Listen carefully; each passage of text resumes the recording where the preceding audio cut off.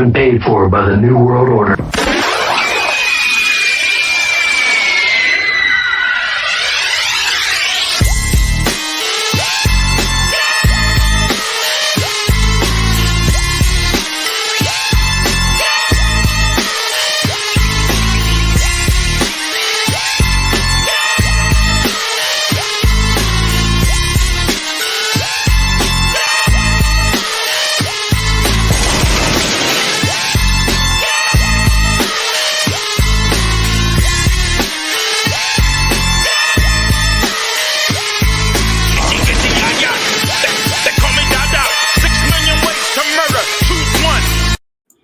Oh, it is I, it is he, it is me, P-double-D-E-Tep. We're going into Place to Be reviews right here with all of yous. Going Rogue, episode 9, the Fandom Menace, People's Champion, right here with a great panel. Let me introduce to you first, ladies and gentlemen, my co-host, ladies and gentlemen, without further ado, Mr.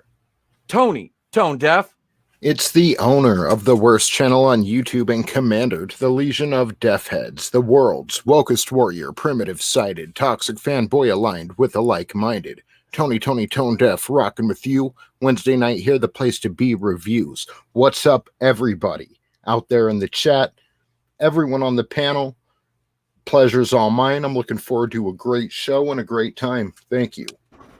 Next on the panel, ladies and gentlemen, making his return to the program, Fat Steven Segal. I'm in transition. I'll be right back. And our fourth, I can't find my penis. he's so yeah. Is this like the end of Pixels here? Like, is Josh Gad gonna? Never mind. Lady Lisa. My eyes are up here, Tony. My eyes are up here. He was Cubert a couple minutes ago. Shit. I was a guardian from Destiny. I don't know what the hell's going on. And last but not least, ladies and gentlemen, right now, making his debut, let me introduce you to Enter the Unfamiliar. Hello, everyone, aka Final Desert. I don't really know how to follow up Fat Steven Seagal's intro. That took me by surprise. Yeah. Gives me wings. Hello, everyone. Happy to be here. Oh, welcome, man. Welcome to the program. I'm sorry. Nice to see you again, Fine. You too, Fat Steven. You too. What's weird, bro? Wait, can you blow him up again? I hate to ask quickly, but can you just lift your hat up a little bit? Because I can't tell where your glasses end and your eyebrows start. That is so much up. I literally thought they were like your glasses were had eyebrows attached. They're very wide. Yeah, I noticed that. They look like the eyebrows go beneath them. Yeah, very Dame Edna, yes. Buddy Holly style. We are going to be joined by one more member of the panel here shortly. I am just waiting for him to pop in backstage, and we'll add him as we go along. If you've checked the description of the video, you know who it is. It's Mr. Nick Glenn from Echo Base Network. He'll be joining us again tonight as we will be talking some Star Wars. But first, ladies and gentlemen, we have to do a little segment that we have grown so fond of here. And Jesus, help me, Rhonda. What in God's name? This transition ain't working. He said he was transitioning. I'm trying to transition back into whoever I was, but I keep getting like, do you know the way?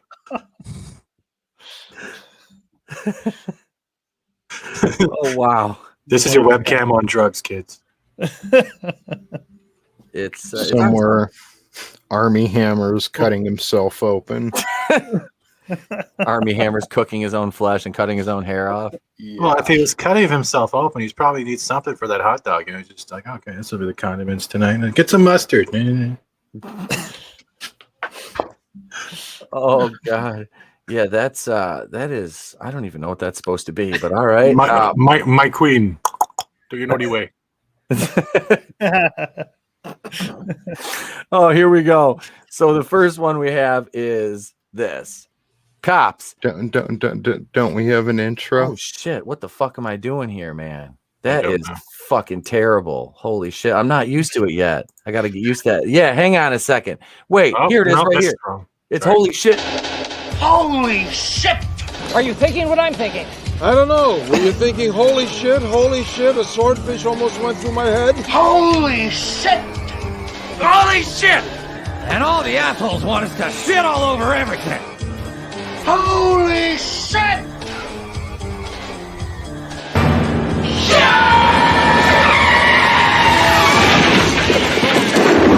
Where's the Tylenol?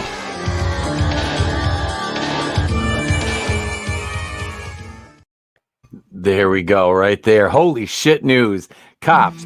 Ambulance thief caught at Texas drive-thru. Ex-con drove Hot Wheels to Jack in the Box for some fast food. Doesn't this guy look like it looks like D'Angelo and Most Def had a kid and he stole a fucking ambulance and drove to Jack in the Box. With the sirens on too. He left the lights. Well, I don't know if the sirens were on, but the lights were on. This guy there's zero fucks given here. January 22nd, while paramedics were on a call, a Texas man last night jumped into an ambulance and drove the vehicle with its lights on to Jack in the Box, where he ordered food at the drive-thru lane. Cops say, according to police, Ronaldo Leonard, 36, was charged with felony theft in connection to the ambulance heist. The stolen vehicle, valued in excess of $150,000, was tracked to a Jack in the Box, where Leonard was, quote, at the drive-up ordering food with the emergency lights, cops noted. The restaurant is more than 4 miles away from the Houston Fire Department where the ambulance was stolen. Leonard, seen it right, is behind bars at the Harris County Jail. In light of Leonard's prior criminal record, prosecutors have asked a judge to deny him bail. According to court records, Leonard's rap sheet includes separate felony convictions for PCP possession, robbery, and cocaine. I like cocaine. Cocaine is a hell of a drug. Gave me this unibrow. Oh, wow. That all for health care.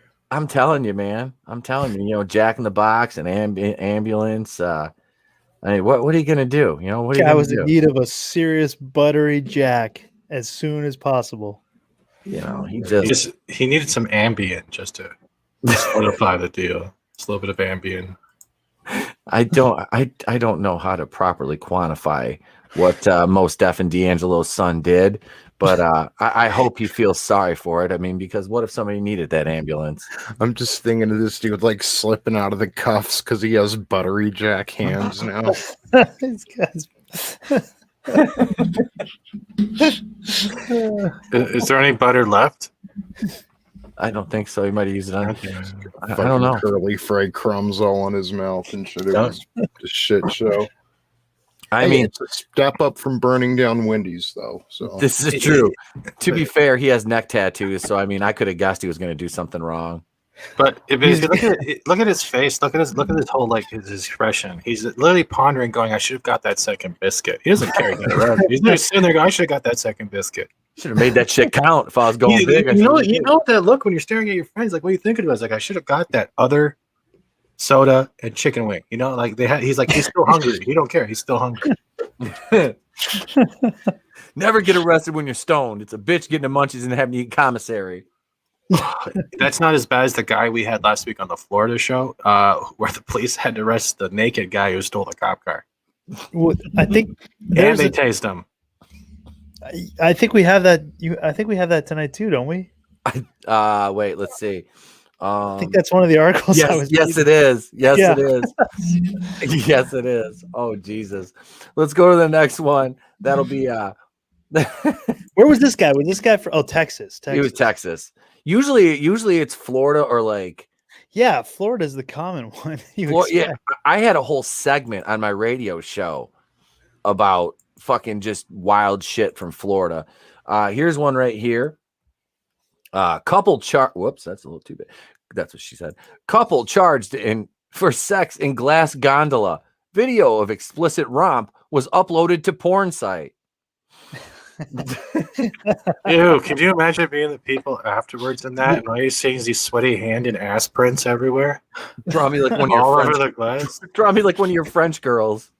But that's my point. That initial, all that grease and those rub marks all over the glass, that's not too appealing. But glass isn't very porous either, so it's probably one of the cleaner places you can actually do it. Not if you're looking up from underneath that That one. I think it's see-through. That one is see-through. I think Mommy, as what long is as it's that? not Pam and Tommy Lee, you should be fine. 'Cause I can't even imagine what. Yeah, looking up into. It's like I don't even Chatu. Yeah, I don't know what it looks like. Yeah, I'm a Pokemon and I'm disgusted. I'm just The guy saying. looks like a mix of like Jason Bateman and Bono. And a South Carolina couple is facing indecent exposure charges after allegedly filming themselves engaging in sex acts inside a glass gondola on the Myrtle Beach Skywheel. Police allege that Lori Harmon and her husband Eric, both 36, were within the view of the public earlier this month when Lori exposed her breast and performed oral sex on her spouse whose penis was exposed. Wait. I'm trying to figure this out. Okay, not to the writer of this article, who probably has never seen what a blowjob looks like. Why did he had to ask whose penis was exposed to the fact that he just said performed oral sex? Why the penis has to be exposed for oral sex? It's kind of hard to go down on an innie, she said. I guess I don't know. I was blowing into his belly button. Yeah, this was on I'm searching at the Myrtle Beach Skywheel. It's like the high roller out here. So the gondola was the gondola to the Ferris wheel. So they weren't in the water. Oh. Nice. Oh man. Nice. Nice. And So- like you can literally see the people above and below. Mhm. So yeah. Good Everyone's time. got like a 360 view of it. Yeah. From every angle of that gondola, you can see right into that thing. I feel bad being the people like above them as soon as you round the corner, because then they're gonna be above you, you know. So it's like everything's kind of moving in slow motion at that point. I have a question real quick. Yes. This is for final. If you were underneath and saw up that pod and saw that man's anus, would that be another way into the nether? That would be a journey into the unfamiliar for sure. I don't remember seeing any corn. The dark side of the nether. How's the weather? It's extremely murky here. What? Bro, you gotta go see a doctor if it's murky in there for you. The explicit activity was recorded and uploaded to an adult website where it was viewed by Myrtle Beach police officers. Now, how did they find it so quick? An arrest warrant does not identify the website or reveal how investigators discovered the clip. I'm guessing one of the cops was sitting in a squad car on his phone and was like, "Holy shit!" Other videos show the Harmons engaged in sex acts in a community pool and at the Myrtle Beach Resort. Seen above, the Harmons have been charged with indecent exposure and participation of obscene material. The couple was released on bond Sunday from the Horry County Jail. Horry County. Horry County. She's gonna have to change her name too, because she's no longer Lucky Lucy. Yeah, under the name Lucky Lacey, the Harmons posted about 140 explicit videos to Pornhub, where their page had more than 11,000 subscribers and 2.7 million views before it recently disappeared. A cached version of the Pornhub page notes that we are a married couple. We have been married. We have been together for 18 years. We absolutely love sex and getting risky in public. The duo's OnlyFans account, subscriptions to which cost $5 a month, appears to still be online. The oceanfront Myrtle Beach Skywheel, which opened May 2011, is not a carnival ride, but a modern, safe observation wheel, towering almost 200 feet in the air, according to operators. The fully enclosed gondolas offer a safe and secure flight with glass windows and doors for optimal views and photography. In 2016, a couple was arrested for having sex inside a glass-walled cabin on the 550-foot observation wheel on the Las Vegas Strip. While the duo engaged in a series of sex acts, occupants of an adjacent cabin recorded the action with their phones. I like to say it from one that knows hoes. She's a hoe. Is that supposed to be Jerry Sandusky? No, I ate Jerry. This is just Sandusky. Jerry Sandusky. Well, here we'll go to the third and final one here. This is a Florida man who was naked, stole and crashed a police car. This doesn't that look like Runner? Florida man. Doesn't that fucking look like Runner? Is it the same? Runners in Florida. Runner, what the fuck did you do? That's so Runner. That is Runner. Oh, Runner got naked and crashed a cop car. No, I don't want that image. No. Elliot Page after the divorce. Her forehead got bigger. She must have got angry and her head swelled up. I don't know. Josh Schenker was arrested. That's Runner's name. Josh Schenker was arrested after Thursday's crash on charges including theft of a motor vehicle and aggravated battery on a law enforcement officer. A naked Florida man stole what news footage showed to be a marked police vehicle and crashed it into a wooded area. Joshua Schenker, 22, was arrested after Thursday's crash on charges including theft of a motor vehicle, aggravated battery on a law enforcement officer, depriving an officer of means of communication or protection, and resisting an officer without violence, according to a Jacksonville Sheriff's Office report. I wish I would have saved my Jerry Sandusky joke. Officers responded to reports of a naked man running along Interstate 10 in Western Jacksonville shortly before noon Thursday. Schenker was lying in the roadway when an officer stopped on the opposite side of the route. The report said Schenker then ran across the highway lanes toward the officer. The redacted report didn't say how Schenker stole the vehicle. Authorities confirmed only that the vehicle belonging to the city of Jacksonville was stolen. First Coast news footage of the scene showed the crashed vehicle to be a marked patrol car. According to the police report, about $10,000 worth of damage was done to the vehicle. Officers noticed Schenker had road rash after the crash, and he was taken to the hospital to be checked out. Schenker is being held on $4,011 bail. Jail records didn't list an attorney for him. The funny thing is they're not telling you is that actually they tased him, if this is the same guy, and they had assault rifles in hand, like they pointed at him. For a naked dude. Jesus. Wow, assault rifles pointed at him?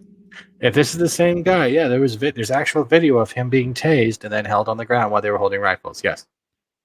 Wow. Well, it is Florida. It might not be the only time that happened last week. They're like, this is the third cop car that's been stolen by a naked guy this week. Yeah. We fucking had it. Because no one notices a naked guy coming up to your cop car while you're getting McDonald's, right? Like what the hell did he do? Like, I'm gonna rub my junk on if you don't give me the car. Ah, Jesus, take it. I'm not shooting you over that. Just take the fucking car. Yeah, how did he get into the cop car? Was he headed to Jack the door? He opened the door. Well, they always leave him running. So I mean, it's they're asking for it to happen. I mean, what the hell? Like, how do you? This guy is armed. Like, he's obviously got a sidearm. There's a rifle, I guarantee you, in there. He's got a baton, pepper spray, a taser. None of that was used. He just said, you know what, fuck it, just take the car. The guy was probably like, shit, I was 3 days away from retirement, Riggs. I'm too old for this shit. Just said, take the car. Some grizzled old beat cops like, if this guy's crazy enough to run up to me with his dick flopping in the wind, then fuck it, just take the car, kid. I don't care. You need a running start for that dick copter. Just sitting there, yeah, you like that? No. Get down on the floor. Cop was having flashbacks. Identify as an attacky. I'm sorry, an Apache helicopter. An Apache helicopter.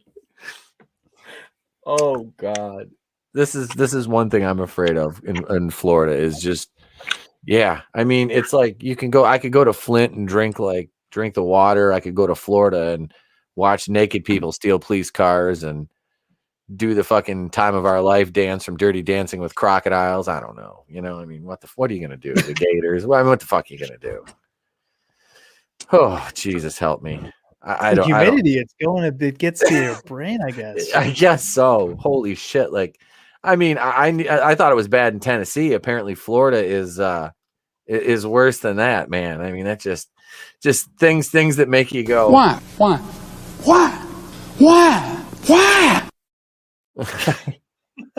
I have no idea why the hell you would just. I mean, does anybody have an explanation for like naked cop car heists? I mean, is the crime worth the time? Is my question. I mean, well, where he was on the highway naked, so where was he coming from? I mean, he had been running around naked the whole day, or like, what? It wasn't like he ran out of his house and the car was outside his front door. I mean, he was in the middle of the highway. Yeah, This Where'd he lose was his clothes? Yeah, did he have like a tearaway like tracksuit on? 1 second he's wearing like he's got the old Adidas on. Next thing you know, he doesn't even have dun-dun-duns on. He's got nothing. Dun-dun-dun-dun. I don't know. It's frightening to even think about like how that happened. Where did you come from? My mom. Okay, we're done here. We're done here. God, what the fuck? I got nothing else. We're gonna go to this break. We'll cue the next article up and be right back in a minute.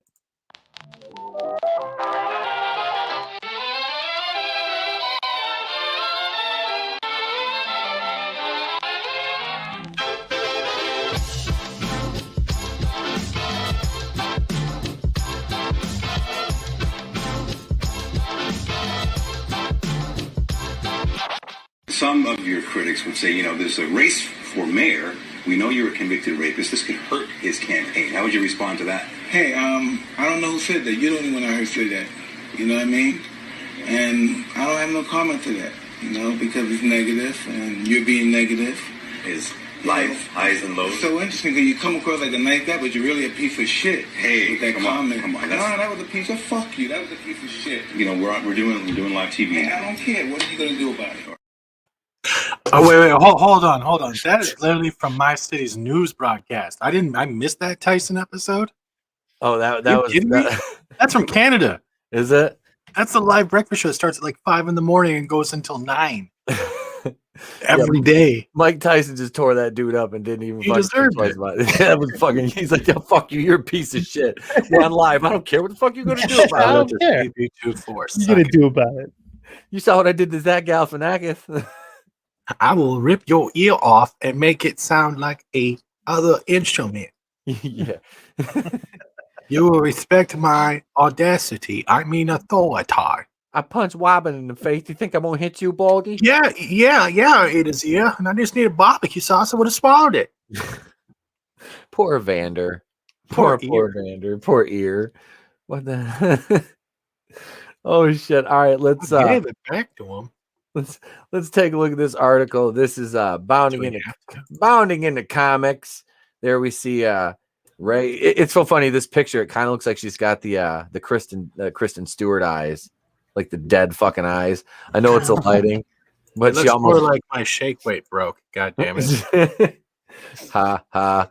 It's time for a workout. Tell me again about the women in your office you don't like. I have a training. I did not need no Jedi Master. I am the bestest Palpatine ever. New Star Wars rumor claims Lucasfilm working on remaking the sequel trilogy.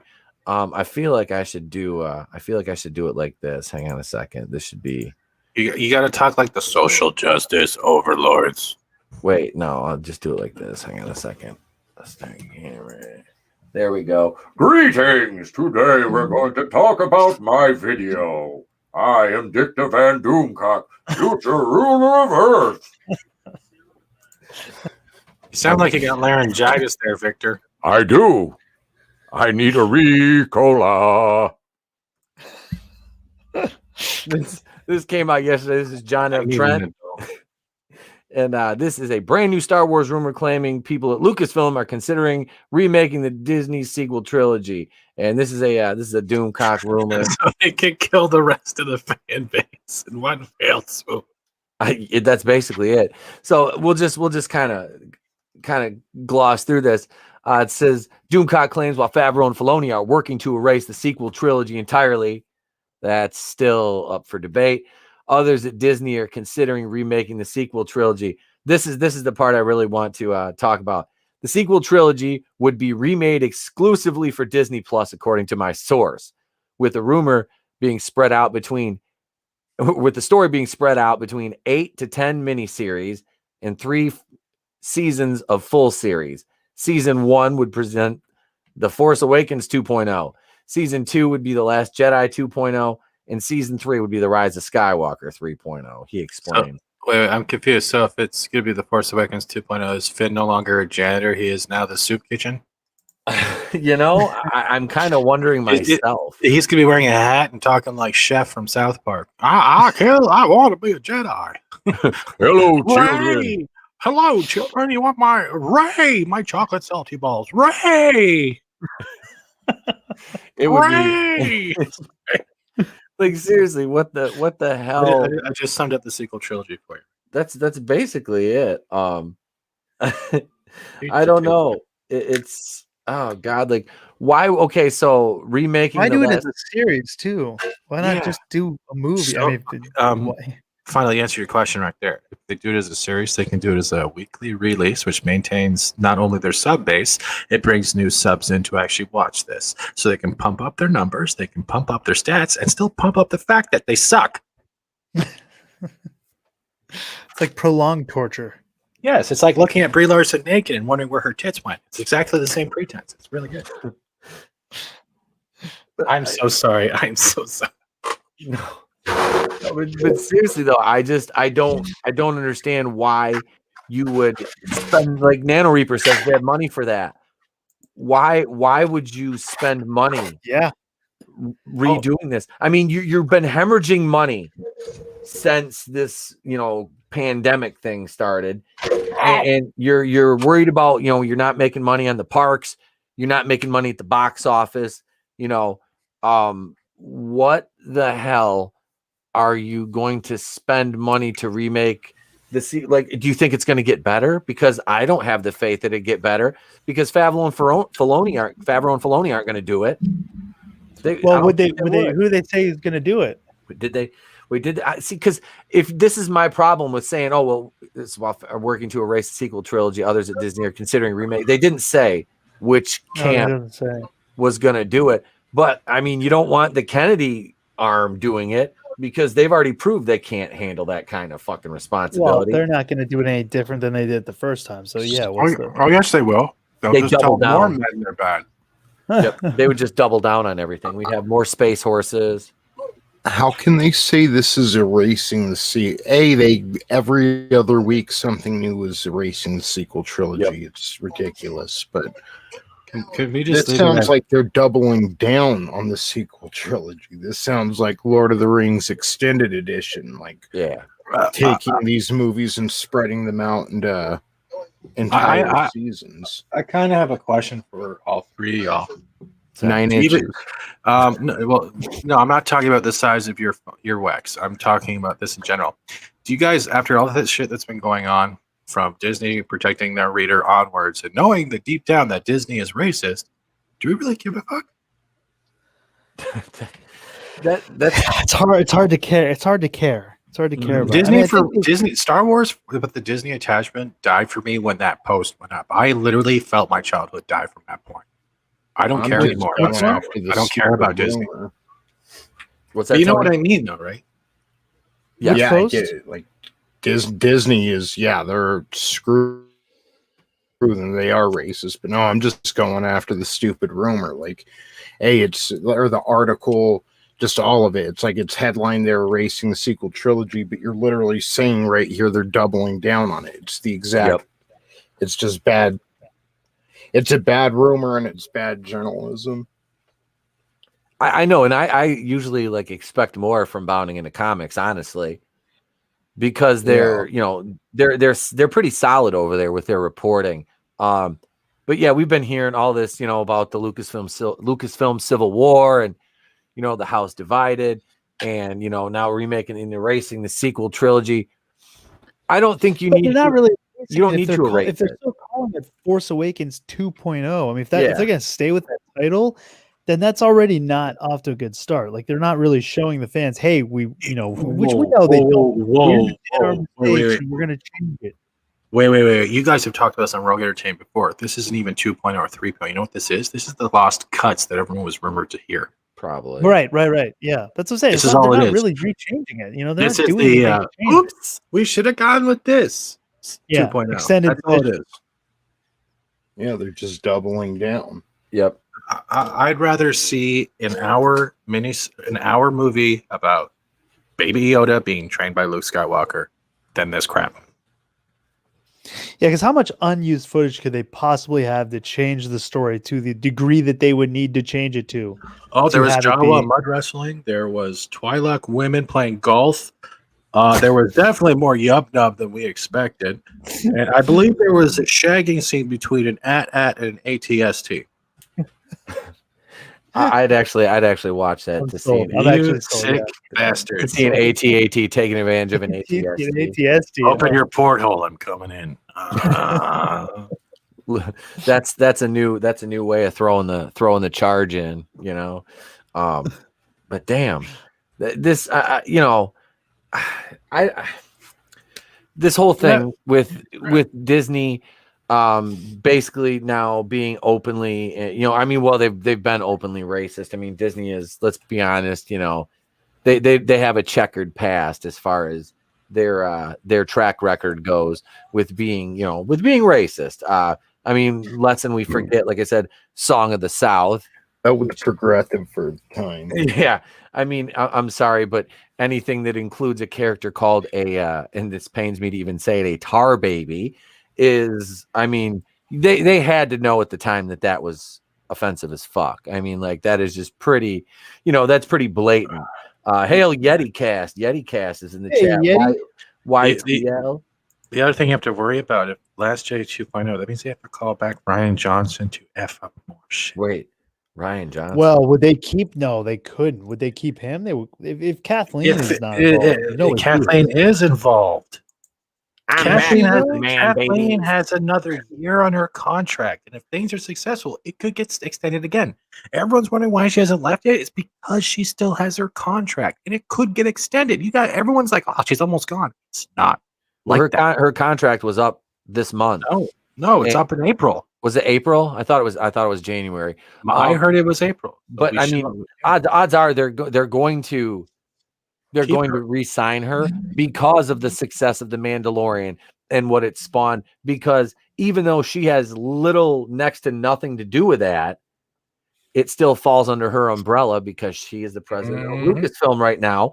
So indirectly, just like every other thing she's rubber stamped her name on over the course of her career, she does get credit for, you know, that fucking program coming out under her watch, which is sad because she literally has done nothing to, you know, improve that show. Or, I mean, all she could do is fuck it up. Let's be honest. I mean, but I don't even care. I mean, her legacy's already set. Like, you know, it's everyone already knows what happened in the sequel trilogy, and it doesn't matter what she has her name attached to going forward, which is going to be basically all of Star Wars. She'll have some, you know, her name will in some way be attached to it, but it doesn't matter. People know what happened with the sequel trilogy, and that's always going to be the stain of her, you know, her record. So I just wonder, like, if they say they go ahead with this, if Favreau and Filoni say they're the two guys that they give the green light to and say, okay, you know,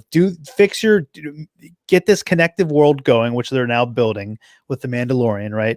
And if they take this and say, go with this timeline into the sequel trilogy and just redo it. What if Favreau says, I will, but Kathleen can have no involvement at all whatsoever? You know, other than saying, other than signing her signature to give authority. It won't work like that. You have to remember one thing. We're in the generation, especially with Hollywood celebrities and everything else, where you cancel a woman, you're going to get put on the chopping block. It don't matter if they do a bad job or good job. Everyone, all the minorities, whether you're screwing a pencil, screwing a robot, bisexual, cis, Elliot Page, or whatever, you are going to fail upwards, except for Kryborg. But you know what I mean? Iger is either bitch slapped by Kathleen or she has something on him. I know she doesn't have anything on him. I know that for a fact. He's whipped, or he likes wrinkly raisin tits. I don't know. You know, and that's the thing. I honestly put that on his presidential aspirations in 2028. I think he's trying to just be as even keeled and, you know, like you said, not rock the boat, not cause any waves, not disrespect any womans, because Kathleen Kennedy is an intersectional feminist. So, she would just go right for the jugular if he dared to. That's why she got away with going over his head and, doing the Acolyte show. And more than that, her husband is a very, very powerful man in Hollywood. And this is almost like two mob families, keeping the peace between each other. And, you don't want to.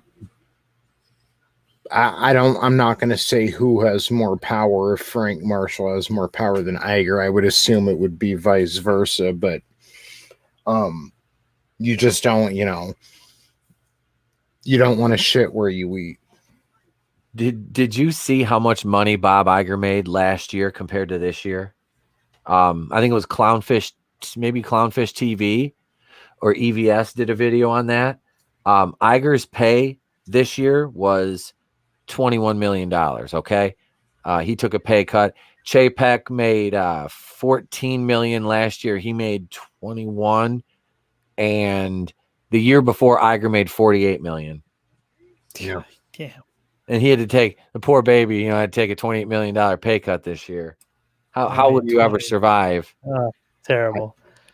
Terrible. I mean, I don't feel sorry for, I don't want anybody to get this the wrong way. I don't feel sorry for Iger at all with what he's going through with Kennedy and all that shit.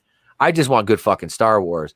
And I don't want to be chastised by a bunch of fucking hacks that don't even really care about Star Wars, like Christina Ariel and what's the other Justina Ireland and Daniel Jose Older, and call the racist because this is what I am. I just it's fucking ridiculous. And then for the Star Wars account, this whole thing, it's just like, do you have any, do they want to make money at all? I mean, this is like getting on a jumbo jet and just taking off and they're like, oh, you know how to fly? No. And just fucking smashing into a fucking hill. It doesn't make any sense. None of this makes sense. It's like you have all the tools that you need to make a great product. Like I said, The Mandalorian has showed they can, they have creators that can do Star Wars competently and, know what the fans actually, the pulse of the fans. But then, they just, I don't know. It sucks because Star Wars is like literally one of my favorite things in the entire world. And, it's just to see it, you get that Luke Skywalker thing. It gave everybody, just a glimmer, if not a little bit of hope to say, we might get good Star Wars, even if just for a fleeting moment. And then, the Disney comes along and is just like, hey, guess what? We're just going to kick you in the dick and fucking burn your house down. That's, that's basically what they fucking do. And then allow their employees to continue to insult the fucking paying customers. Yeah. No other fucking profession can you do that. No other profession. I mean, they even insult their own talent that they hire. I mean, they don't stand. Look at the Star Wars account. They wished Rose Tico a happy birthday, but skipped over James Earl Jones. Yeah, that's not true. The UK one did, but they didn't even use his voice. They just used an animated GIF of Vader. The US one didn't, though, did it? Yeah, no, the US one did not. And even when called out, they didn't do it. But hey, they'll back a racist author. So guess what? Disney Star Wars is racist. Also, they didn't go after Pedro for calling half the country. No, nope. What he called them. They don't care. Yeah. I don't know. I don't see anything. If KK is still in charge and they're still going to call it Force Awakens, 2.0, then nothing's really going to change. I just think that's the case. I mean, I don't know. It depends. Do you guys believe that she had anything to do with or how much do you think she had to do with the Mandalorian? They want her fired. You have to think about it. They want her fired. They already showed that image where they actually repainted over to put Ahsoka in. Yep. They just are compiling and pandering to the small few that is complaining about this and that, but don't know anything about Star Wars. At the end of the day, these are all, how would you look at it? In a way, it's it's like they're rioting against fandoms because they don't understand how to like something without feeling insecure about it, and they're attacking everyone else because they're insecure about just liking something. They're just going out to break it. They don't care if it's good or not. They just want to destroy it. Yeah, they all want to destroy it. Like they want to destroy everything. They want to destroy the history, like they were tearing down statues in the past. They just want to destroy it. They want to make sure it doesn't exist because they think if history gets destroyed and the images of history gets destroyed, like Star Wars, Luke Skywalker, and Leia, they killed every one of them. They're trying to do it as a branching out. They don't care. Nobody cares. We're all dollar signs. We're not people. We're dollar signs. But they hated that Carano reached out, and they hate the fact that Carano is putting a spotlight because Carano is not bending the knee, but she's also not doing what they're now blaming her for being an inciter of insurrection. Have you heard of this? Yeah. Yeah. They're what? They're blaming her for being... Yeah, there are people out there blaming her, saying, well, she liked Parler, she liked people who like Trump tweets, and now she's inciting her insurrections with no valid proof. I have been blocked by probably 80 of them because I use logic, and they don't understand the word logic, nor can they spell it. It's madness, dude. Like I said, she like the new hot phrase, insurrection. That's it too. I laughed. I was in the store today, and it was one of like the tabloid things. It had a thing about the Capitol siege, and I don't want to get political, but it just said white supremacists storm Capitol. I'm like, oh Lord, yeah. Oh Lord. And mostly peaceful protest by people is mostly peaceful. Yeah, they were just mostly peaceful. And look at they're doing Peter Pan and everything else, right? Too, right? They're trying to censor and get rid of scenes that literally should not matter. They're a cartoon. I know. Yeah. Hail, Lady Toriel, how are you doing this evening? She says Disney's racing all right, running headlong into the ocean to drown and can't figure out why. As actually, Tony, we have Lady Toriel is making an appearance here soon, isn't she?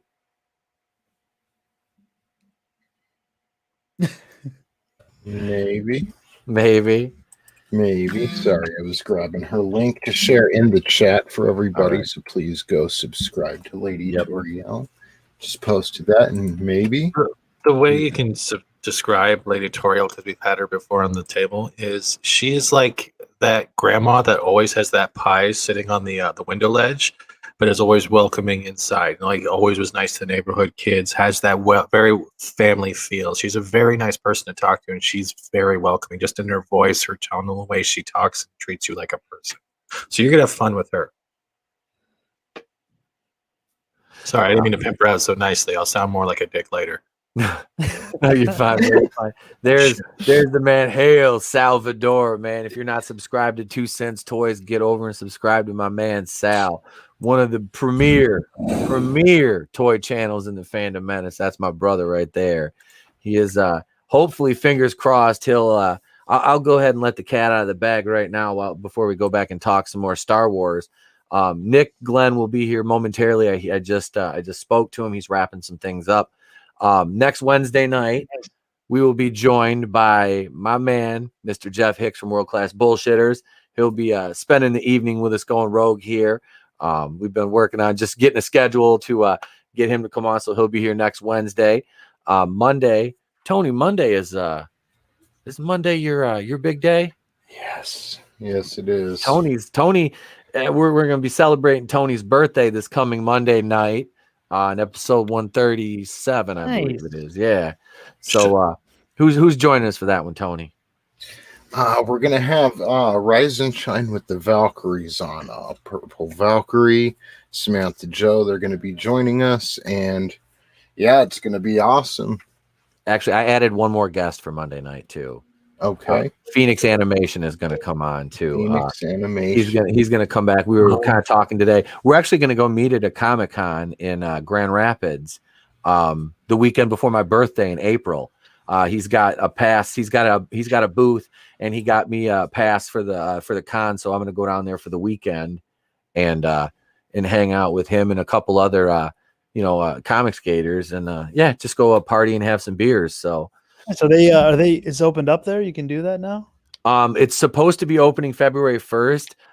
My only fear is that Herr Whitler, our Führer here in Michigan, will will stand behind the camera and, like I said, look out of her dead doll eyes or shark eyes and tell us that we're locked down, and she's gonna choke the life out of the rest of the fucking small businesses here. But yeah, so we were supposed to be able to February. I was in a bar. I was in a bar last weekend. A couple of them actually that are. One of them is you can get a drink to go, and if you happen to drink it on your way out the door, you know, and it's kind of I know the owner kind of thing, and we were kind of hopping. There's the restaurants are open, and they have like the outdoor igloos. It's kind of cool. It's like Hoth here because we got so much. I posted that picture the other morning in the Rogue Chase, how much snow we got. Yeah, I mean, so we had like there's igloos. They're good size with like it's got like a little fire pit in it and a heater. We sat there and had dinner and some drinks. We had reservations at like 2 different restaurants. We ended up doing like 3 in our little kind of runaround tour last weekend. But yeah, you can if they have like that, you just can't go like inside the establishment other than to like pay or use the restroom facilities. So, but yeah, it's everybody from like Southern Michigan just goes to Ohio now because they're open, and they go right across the border to Toledo, and you can just go right into a bar, So it's yeah, I miss it, man. I want the theater back open. The one, like I said, there's one like right by my house. It's like a family-owned, beautiful, historical monument of a movie theater, and yeah, it's been shut down since October. The last movie I saw there was New Mutants. I'm like, God, please don't let that be the last movie I ever watched. There was New Mutants, and I actually liked New Mutants. I can say I liked it more than the sequel trilogy. That's for damn sure. It made more sense than The Last Jedi by far. I liked her in Split, but can that girl, what's her name from The Queen's Gambit and Split and New Mutants? The girl who looks like she got kicked in the face by a horse. Anna Taylor-Joy. Yes. Her eyes are too far apart. Can she fuck off? She's like in everything now. Like I was scrolling through Netflix after like a month of seeing her on The Queen's Gambit. Then I see her again and I'm like, oh, it's and it's Peaky Blinders. Like, can you fuck off and stop working? Huh? Like, go do some foreign films or something. Like, I did a foreign film once. It was called A Buffet Too Far. It was actually me just buying a shit ton of groceries and sitting in my closet with the lights off while I cry and ate. It started Fat Steven Segal, Kevin Smith in his big days. No, fuck that. I don't like Kevin Smith. Suck that. Motherfucker cries. No one teases him, but hey, we'll tease Star Wars, dude. Fuck that shit. Fuck Kevin Smith. That's another thing, man. Like these fucking like this pop. Why is it always Pablo Hidalgo? Why is it always the soy sack without like he's Jabba the Hutt? He doesn't have bones either. I don't think there was a hashtag that Pablo Hidalgo doesn't have bones. Definitely no spine. No, there's no spine there. Definitely no testicular fortitude to speak of. He's got me blocked. Him, like Dan Slott, Chuck Wendig. Yeah, Pablo. I went and what's the other fucking idiot? Swankmotron. Could you imagine Brian Young? Creative room with all of them. Jesus, it just smells like cheese and fucking patchouli. I don't know. Patchouli. I prefer sandalwood. Do you remember when somebody got in trouble for saying that about Zendaya? They said that she looked like she smells like weed and patchouli. Better than smelling like a prison inmate suit and a bath towel. That'd be worse. I mean, she's I'm not gonna Zendaya's hot and she's talented. I'm like, just because you didn't like her in Spider-Man didn't mean she didn't kick ass like The Greatest Showman. I kind of Roseanne. I think Roseanne Barr is hot. Oh yeah. Yeah, so is Kathy Bates and her naked scene in About Schmidt. Can you not bring that up? My eyes might be tingling. Oh God! Can we stop? Wait, Leo Red says my birthday is February 9th. I'm expecting only Brie Larson action figures for gifts. Oh shit! I want to send you like a life-size cutout of Brie Larson, Leo Red. I do, man. I want to send this dude. I want to send him like. Get careful, they might marry it. Like that dude married that life doll that like Photoshop with Walton. Like that fucking them androids we were talking about the other night. Final. Yeah, dude. Okay, so that's the crazy thing because if people are marrying sex dolls, what they're gonna be marrying the robotic sex dolls next. And I married a cheesecake once. Someone married. This is apparently true. Someone married a Ferris wheel. There's a woman who married a Ferris wheel and named it. Did she name it Never Get Any? I think we just read about her in Holy Shit News, didn't we? Wait, did she live in Myrtle Beach by chance? Yeah, the gondola. Hey, there he is, ladies and gentlemen, joining us right now from Echo Base Network, one half of the team over there, Mr. Nick Glenn. Hey guys, sorry for the tardiness. I'm freaking work calls. That's just another reason why I don't do a whole lot during the week. But you know, it is what it is. It's okay, Nick. Give me $500. It's all good, brother. Thanks for joining us, Nick. I appreciate it, man. Yep, happy to be here. It's good to have you. I love your Star Trek show.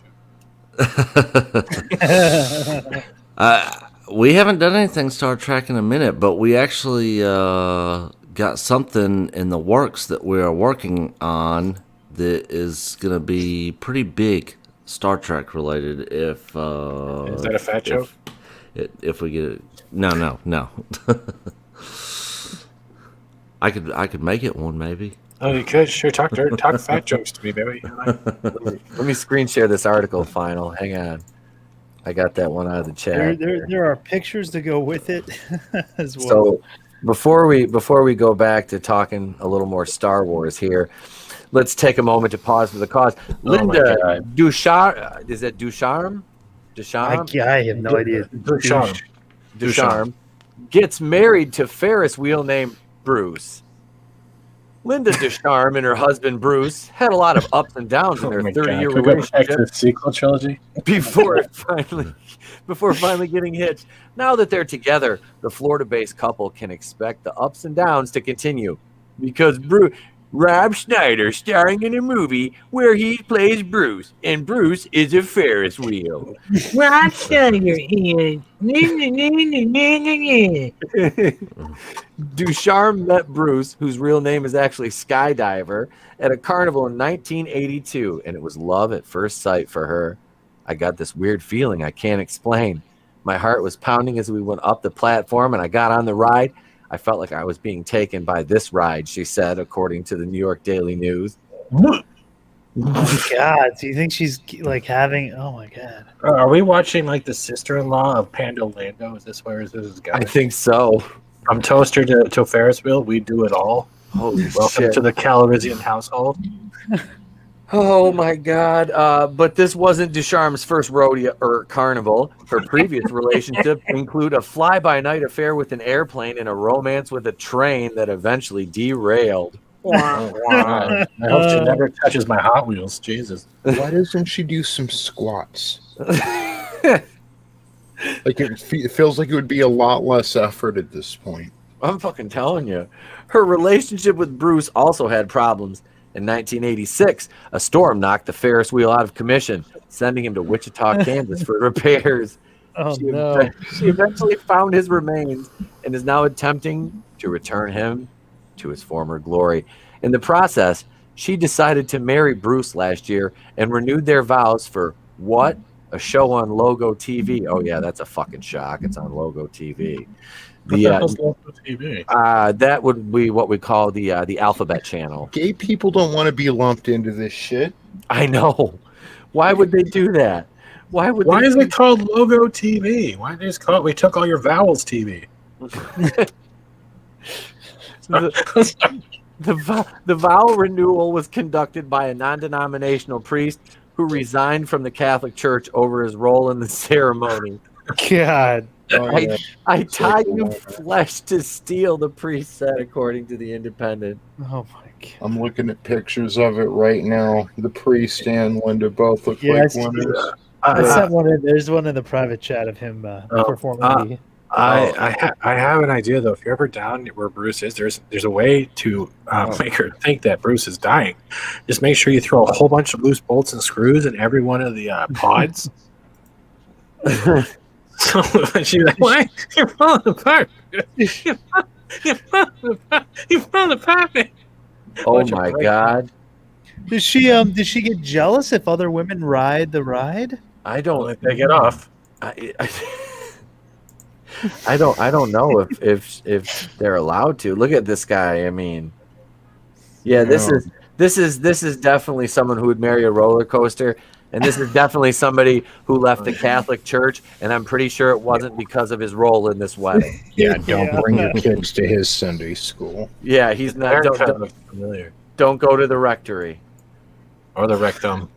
Oh. Yeah, this is one of the arguments from the side of people that say that marriage should be only between a man and a woman, because once you give that side an inch, they'll take a mile, and then they'll be wanting to marry animals and Ferris wheels and God knows what else. In some places, the animal thing. Does anyone have a spare lightsaber I can marry? Oh shit! So how about Jabba Palace? Can I marry Jabba Palace? Hey, I got a question for you, Nick. We were talking about the Bounding into Comics article about the Doomcock video, talking about the Force Awakens redo 2.0 and Last Jedi 2.0. What's your take on that whole situation, man? I would love for that to happen. I find it highly unlikely that it actually happens. I mean, I just don't see him doing it. I would love for it to happen. I mean, I'm all for it happening. But yeah, I don't see him doing it. Does it worry you that they're... Say that again. What was that final? Go ahead, Steven. Oh. I feel like we're going to keep beating each other to the punch. All right, okay, 1, 2, 3, go. Do you feel like it? Does it worry you at all that they're just calling it like Force Awakens 2.0? Do you think it's going to be enough of a change? Well, if they are actually doing it, them calling it Force Awakens 2.0 right now is just probably a preliminary name for it. Like, I'm sure it will be called something else. It'll be called the pool day cut. Finn got a raise. Yeah, like it'll be called something else other than Force Awakens 2.0. But yeah, I mean, there's talks of them recast. The thing is, if they're gonna just tell pretty much the exact same story, I think it's just a big, huge waste of time. If they're gonna basically tell the same thing with the same characters and just recast everybody, like if.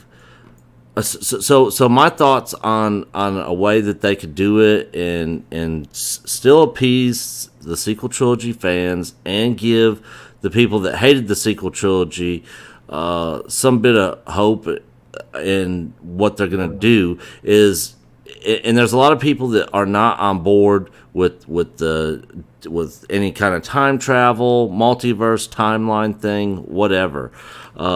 What they could do is basically they could use the veil of the Force and the world between worlds and all that to where Luke or Grogu or somebody from the Mandalorian time frame in that universe basically finds out the future, sees what happens with Luke in the sequel trilogy and all that, and they do stuff to change that future and to create something new and a different path for them to go on.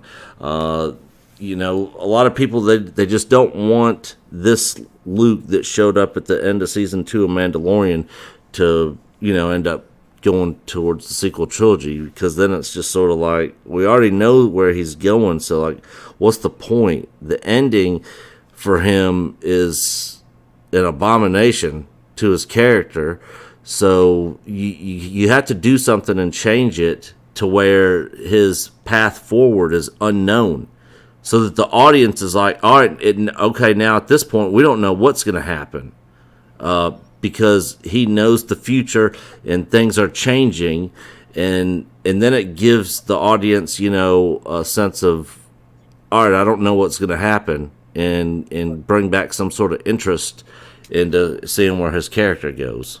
Can I say on the opposite side, Nick? We got the Skywalker 10 minutes in, did bring back some faith in fans, and then they effed it up a week later.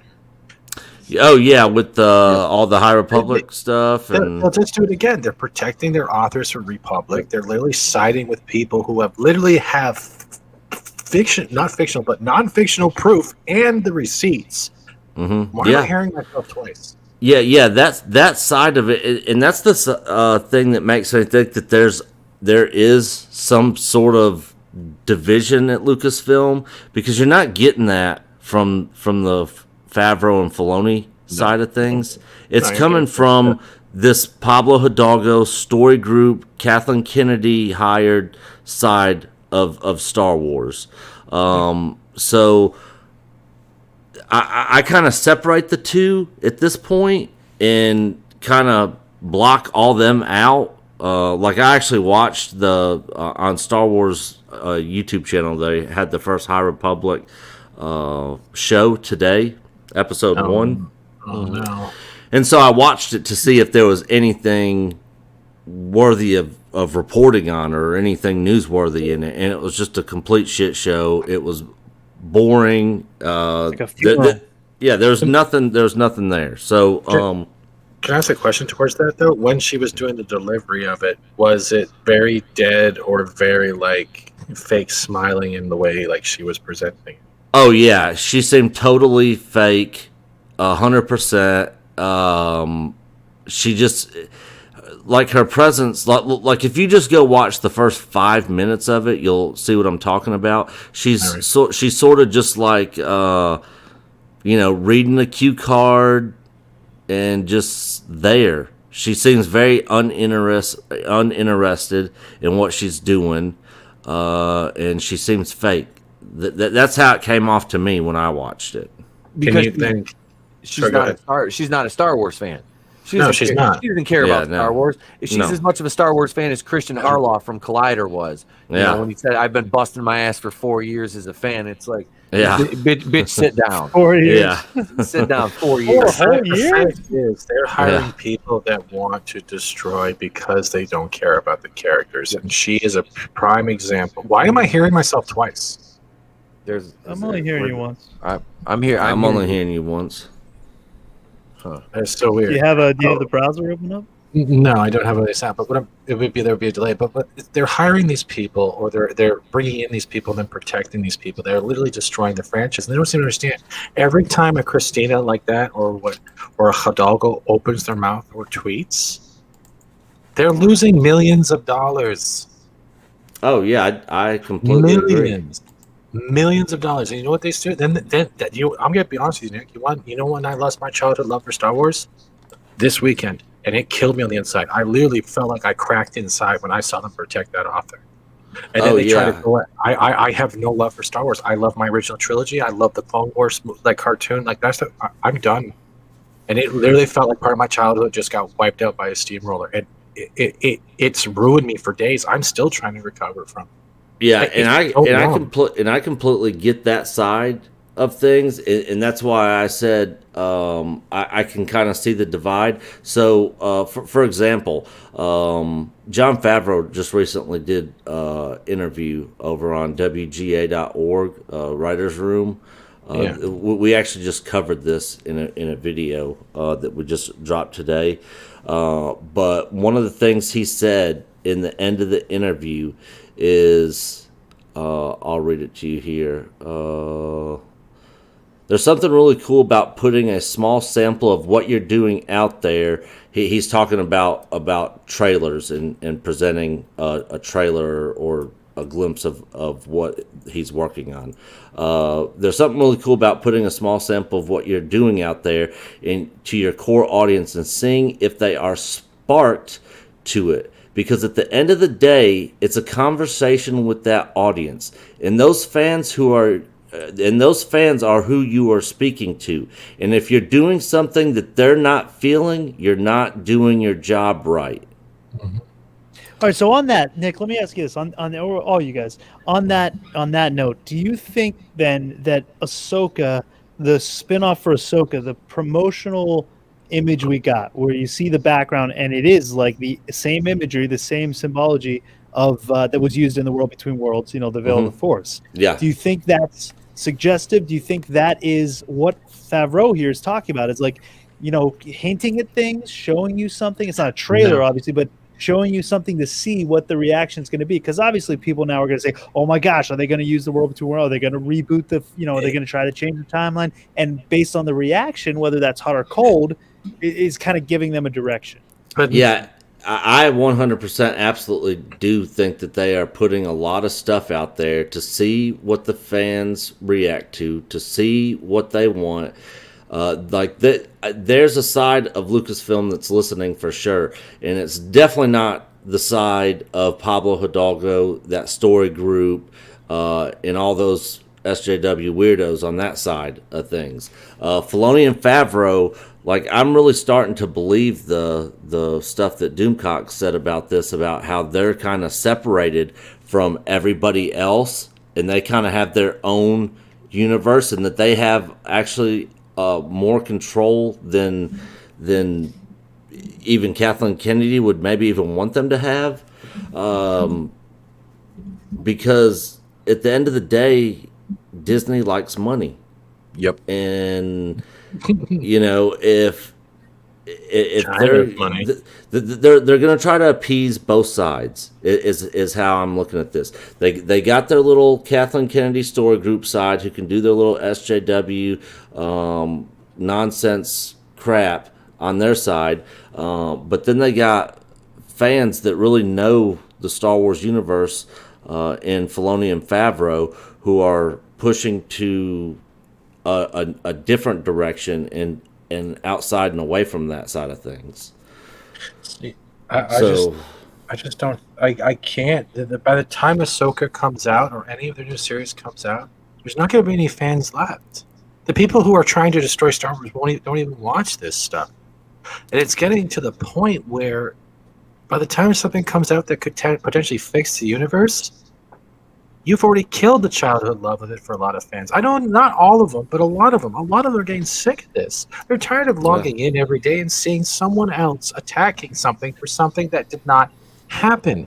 And we just want our heroes back. And I literally had to explain this to someone. Someone literally got on my face and they're fictional characters. And if you're a fan and you're literally dumbing it down to fictional characters, then you have no idea what a role model is, what a sign of hope is, what a childhood memory is, what a memory is with a family member or friend that is no longer with you, and the last thing you did was see Star Wars or something related. You don't get it, and you are not a fan. Yeah. You are literally calling them fictional characters because you can't attach yourself to something other than your own goddamn fucking ego. And he's like, oh, okay, man. And I'm like, as his sentences and excuses got smaller, I'm like, you know why your sentences are getting smaller? Because you already doubt the fact that you think you're a fan when all you're here to do is to preach and signal, hoping some fat vagina dressed like Wonder Woman will come down the lane and want to sleep with you in the future. Shut the fuck up and take your sign. These people don't understand the characters. They don't understand the myth. They don't understand the reason why we can identify with these characters, because of the way we grew up. We grew up watching movies where you had the hero's journey, you had redemption arcs, role model. Yeah, but we look at things that want to inspire us. They look to how they can destroy that. They don't have that, so they just want to destroy what makes others so happy and gives others hope. So they're never going to see it. They're never going to identify with it. No. I'm waiting to wake up one day and it's like, you have to be black to be a Jedi, or you can't be black and be a Jedi, or you can't be Mexican and a Jedi. I'm like, these people didn't live in a galaxy far away. Where are you going with this? Yeah. I'm not going to walk into Walmart and the Outer Rim and go, hey, you seen any black Jedi? Not going to happen because no one cared about this shit. You're either good, evil, or a marauder. That's it. Yeah. Sorry. I'm so sorry, man. It triggers me because I feel like my heart cracking. God damn. In that same interview that Favreau had today, he was asked another question where he said, where they're asking him about his perspective on writing The Mandalorian and the characters, and he said, part of it's clinging very closely to the hero's journey in the monomyth. That becomes a guiding light, and borrowing that from George becomes a North Star for us. And I refuse to let the past die. I'm sorry, I'm going to cut you off. That is bullshit. Because the past is his. He's being sarcastic. Oh, he better be, because that fucking shit's what I've been dealing with. That triggers sarcastic. Yeah. Sorry. Oh my God. Good one. Leo's my boy, man. He's being sarcastic as fuck. The only thing I have against him is he likes Brie Larson, but I'll let him slide. I'll let him slide. Hail Angelus Draven. Hail, sir. Hail to thee. What's up, man? But no, go ahead, Nick. Go ahead. I was just gonna say, I don't think Favreau's gonna probably bring Brie Larson in. I know there's been speculation of that, but he, regardless of whether he likes her or not, he knows how divisive she is, and they're kind of on a good track with what they're doing with the Mandalorian and then the other series that they're writing right now. So I don't see her being a part of it. Now, she's a part of the Acolyte or any side of the Kathleen Kennedy side of things. I can totally see that happening, but I don't see Waititi movie. Yeah, I don't see her being a part of anything that Favreau and Filoni are doing. Yeah, no, I'll be very surprised. Yeah. But to add this, look at the Andor series they're planning on bringing up. They don't even have the original voice actor for that role for the droid coming back, right? No, that's there the you only go. reason. There you go. You just lost your whole passion. You lost your whole passion. Yeah, you just lost all your track. I don't even know if K2SO is even going to be in it, though. Is he? They said he wasn't going to be in. Oh, is he? I thought he wasn't going to be in the first season.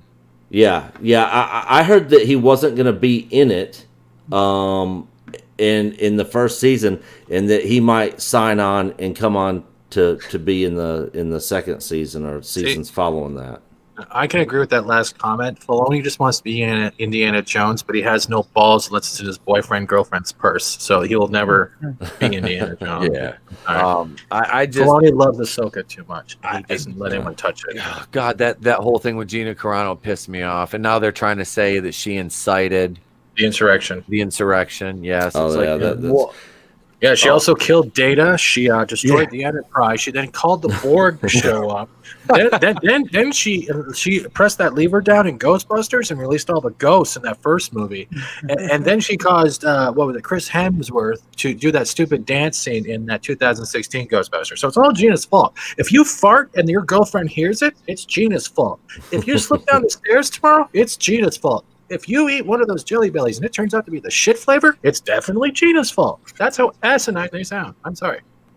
Yeah, they're not going to fire her. No, she's got too much of a huge following, and they know that they would get so much backlash from fans. They would for lose doing the that. rest of the fandom that they just tried to build back with the Mandalorian. They would instantly lose that. But that comes back to the question about the Kathleen Kennedy thing. It's because she's also a woman. You can't have that. And Gina is a strong woman. She can fend for herself. Not only is she an MMA fighter, she is strong on a ground of her own self, her own beliefs, her own words. And that terrifies them because they have to get a mob mentality that's been going on for how many months, and they're still failing while their blue hair keeps getting ripped out by their own anger and self-hate. Yeah, because to them, I've said it for weeks now, you're either the victim or the victimizer, and she's not a victim, which only leaves one option in their minds. Yep. Racist. They can't victimize her. Insurrectionist, yeah. They can't victimize her. This woman is a fighter. She's a fighter. She got punched in the face. Like, it's words on Twitter are not going to fucking shake her. No, she just steady stays posting motivational quotes and interacting with fans and just being basically the fucking queen goddess of the fucking fandom menace. She probably laughs at all these comments she's getting. God, she's probably laughing. Yeah, she would, if she did get fired. All I can see is probably maybe 15 to 20% of Disney subs would get canceled. I believe that it would die.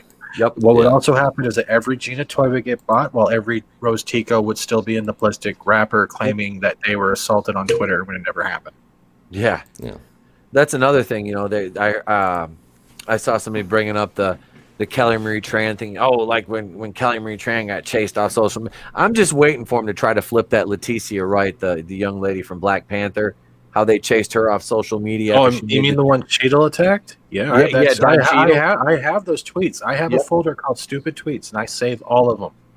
Yeah, I did. I know I did a video on that, and I was just like, in a couple years when Black Panther 2 comes out, they're gonna say that it was the racist trolls that chased her off social media, and it was not. It was the weirdos getting at her on Twitter because she dares step away from the collective hive mind. With that being said, we're gonna step out for a second. We're gonna take a quick break. I'll cue up the next topic, and we'll be moving right along here on the Place to Be Reviews, Going Rogue.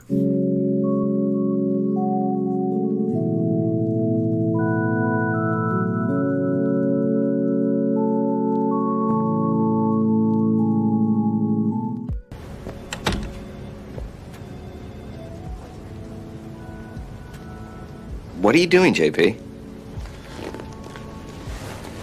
Just thinking about my game. Huh. How's that going? People will bow to it. All right. That's creepy. I hate your face.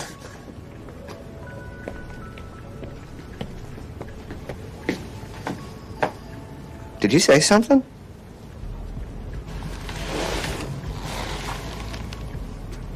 You're fucking weird.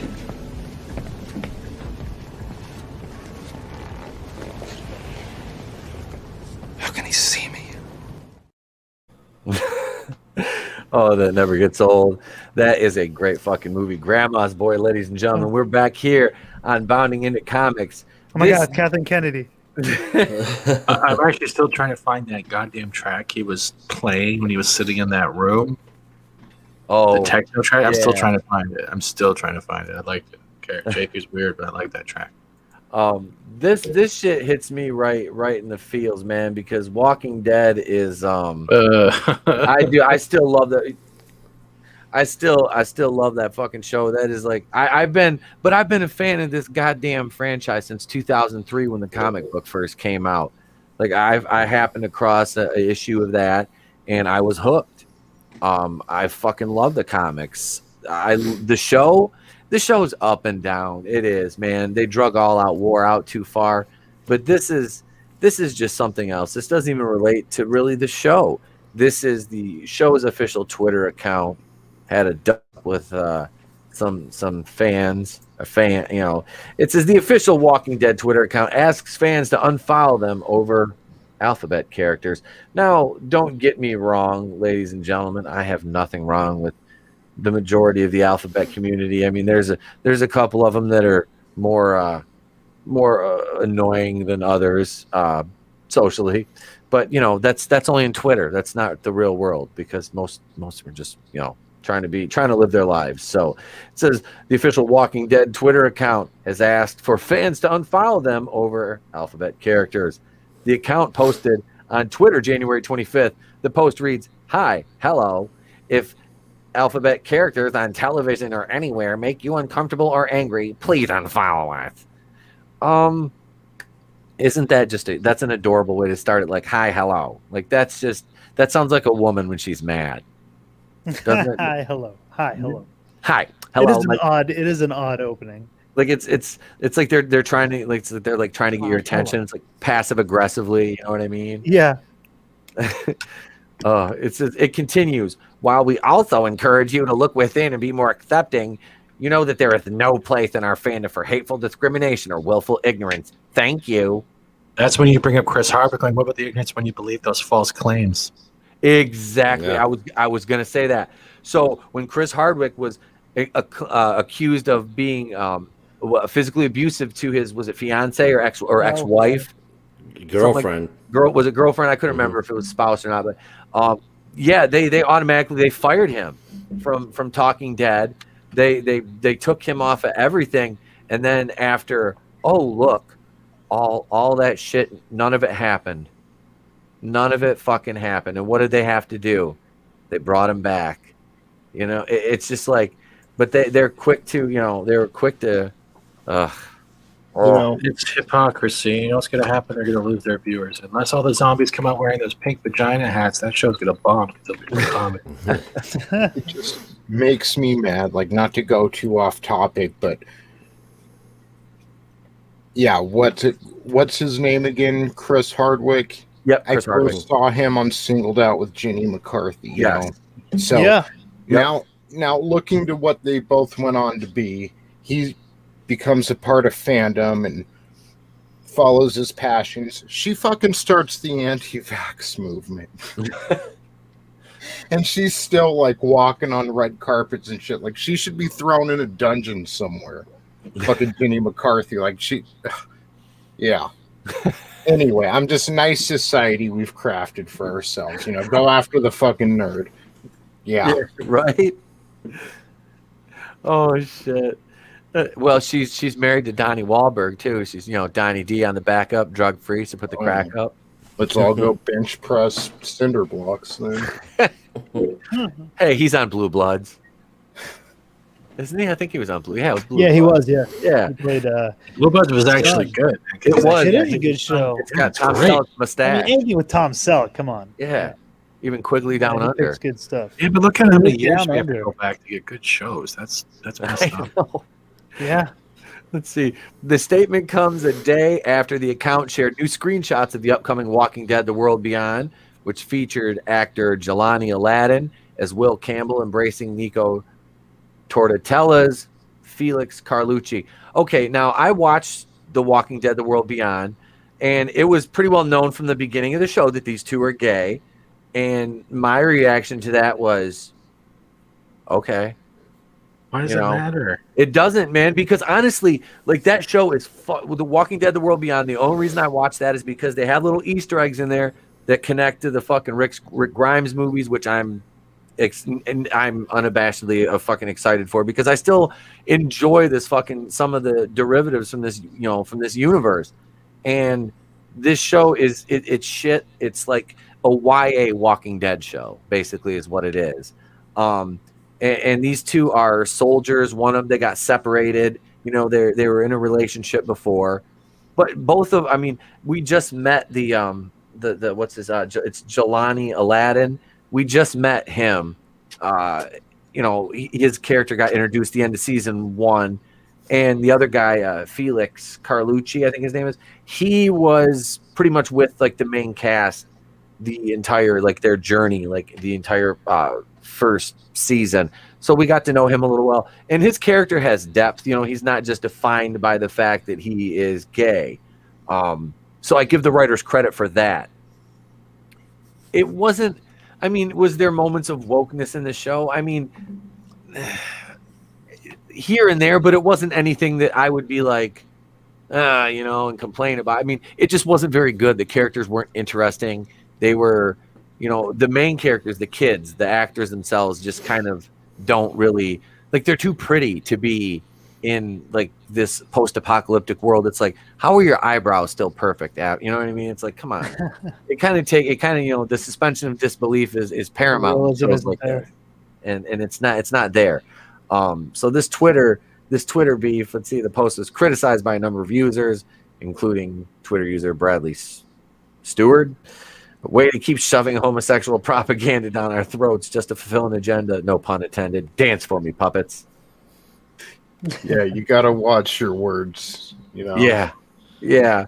A show once about survival and zombies is now about gay sex and politics. I mean, this and to not to defend what the people running the Walking Dead Twitter account said, but I mean, I would question the fact that this guy has actually ever seen the show.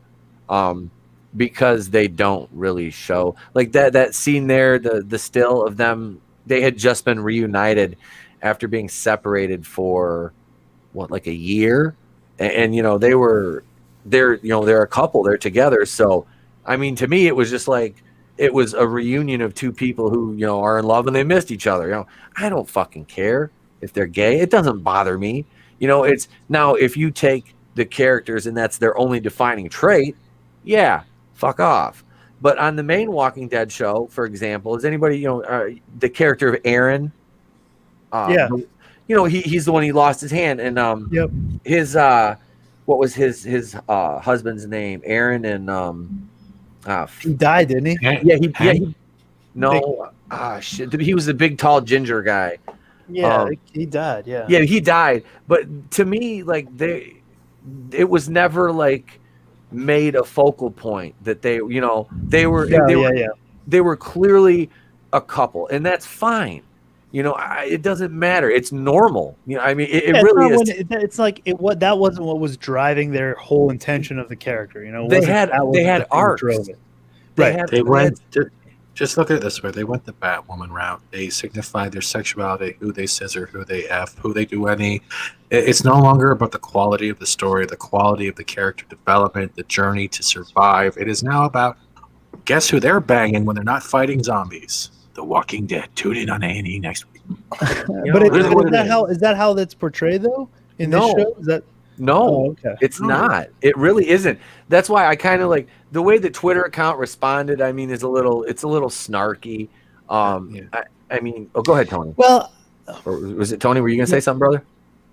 I just wanted to say, what was it? The Merle's first appearance. I heard the first N-bomb dropped on TV since Family Matters. Yes, and you've got guys turning people's head into mush with a baseball bat, and you're going to say there's no room for hate or discrimination in The Walking Dead? Like, it's okay when you do it? It's just insane. Like, I don't agree with this either, but I mean, the virtue signaling is insane. Yeah. Because that's what it is. It's just like your show, that's what your show is about, is not even as much graphic zombie deaths, but just humans hating and discriminating against each other constantly. Yep. I literally tuned out after Glenn got his head smashed in. After that, it just became repetitively drawn out like a Dragon Ball Z episode. It was just bad. Yeah, the all-out war arc could have been wrapped up in about 8 episodes, but they decided to push it for 16. And that's after the conflict with the Saviors in season 8. So it didn't make sense to me to drag that arc out that long. But this Walking Dead: The World Beyond is a limited series. It's only running this season and next, and it's supposed to tie directly into the Rick Grimes movies. And like I said, that's basically the reason I watch it. But like I said, even it's not a good show, they don't really. It's not a oh my God, here's a gay, here's a gay, here's a gay. It's really not. Like they've had the couple, Felix and Jelani, those two actors, their characters are together, and that's it. So this whole situation is just so blown out of proportion. This guy, obviously, like I said, he just is pissed off, doesn't like gays. Okay, I'm not gonna, whatever, dude. If you don't like, that's fine. You don't have to. So that's the thing, is like, but just don't be an asshole about it. That's my whole thing. You have the two extremes. You have the people that want the story to be about these traits, whether it's their ethnicity or sexual orientation or whatever phrase is appropriate this week. I don't know anymore. Yeah, like, and then you have people on the other end that read a headline and start, everything doesn't have to be about, like, I quit watching The Walking Dead, but I remember the Masterson sister.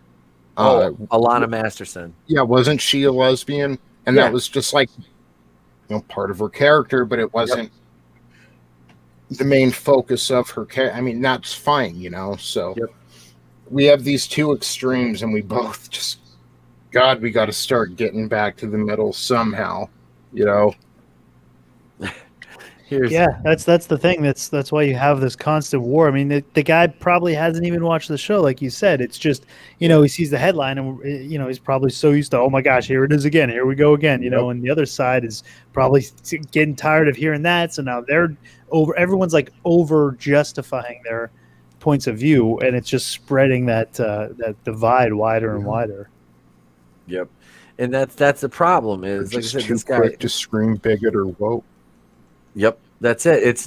We always talk about that, Tony, the dog whistle, and I said that's a big problem with the Phantom Menace, is they see something gay, a gay character in a show. Oh my God, it's woke. It's like, whoa, pump the brakes, man. Like, pump the brakes. I know we don't want an overabundance and like everything to be that way, because of the actual representation of the gay community as it appears in real time in like America. It's not a huge, this massive segment of the population like entertainment would lead you to believe.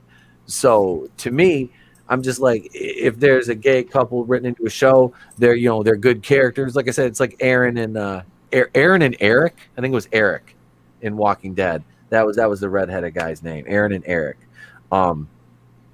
They had compelling character arcs. Their characters were developed.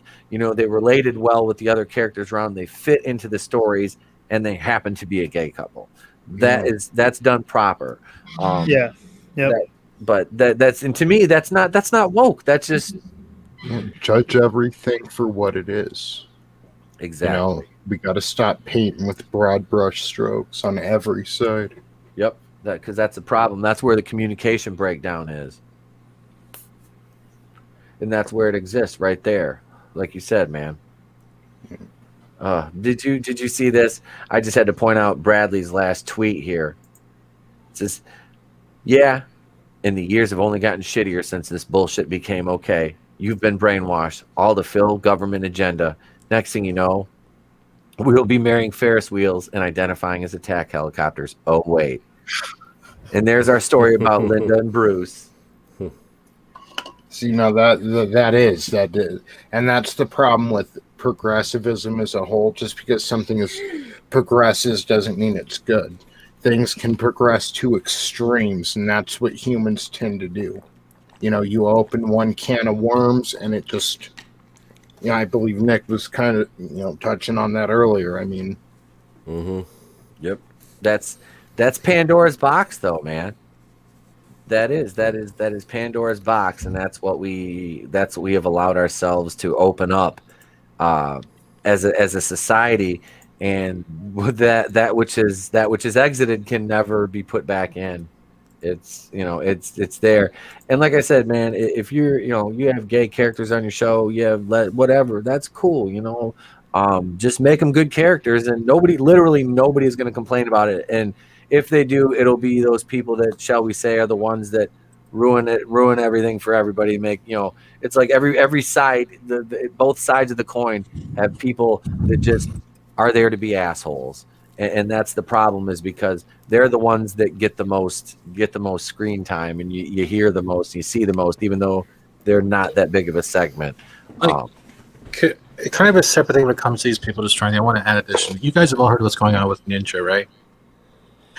People about people are complaining that since he's a big streamer and has a platform, he should be teaching kids about race, educating them about racism, and white guilt, and all that stuff. Yeah. But the thing is, I want to ask you this: if Ninja wasn't a rich white male, would they still be going after him? Nope. No. Not at all.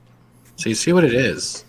At the end of the day, it's just white people suck. Yeah. I'm sorry. So it's a double standard. I'm so sorry. It's a double standard and hypocrisy. No, we can't jump. We can't be Jedi. We just suck. We literally just suck, man. Woody Harrelson fucking told us years ago we can't jump. It's all over by then. So, did you guys know of Popcorn Planet, Andy Signor, and Jody from Jody's Corner?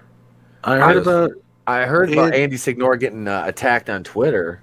And with Jeremy from Geeks and Gamers, he was getting, his family was being attacked and stuff too when it came to these guys too. So Andy Signor and Jody from Jody's Corner did a stream last night on Star Wars fans versus Snyder Cut fans and which ones are more toxic.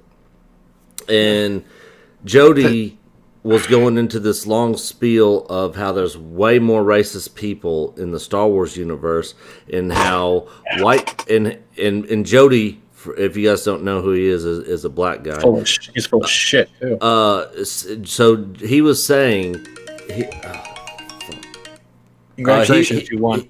He was saying that white people are scared that one day they're going to be minorities and black people are going to take over and be the vast population, and white people are afraid of black people putting them in chains one day.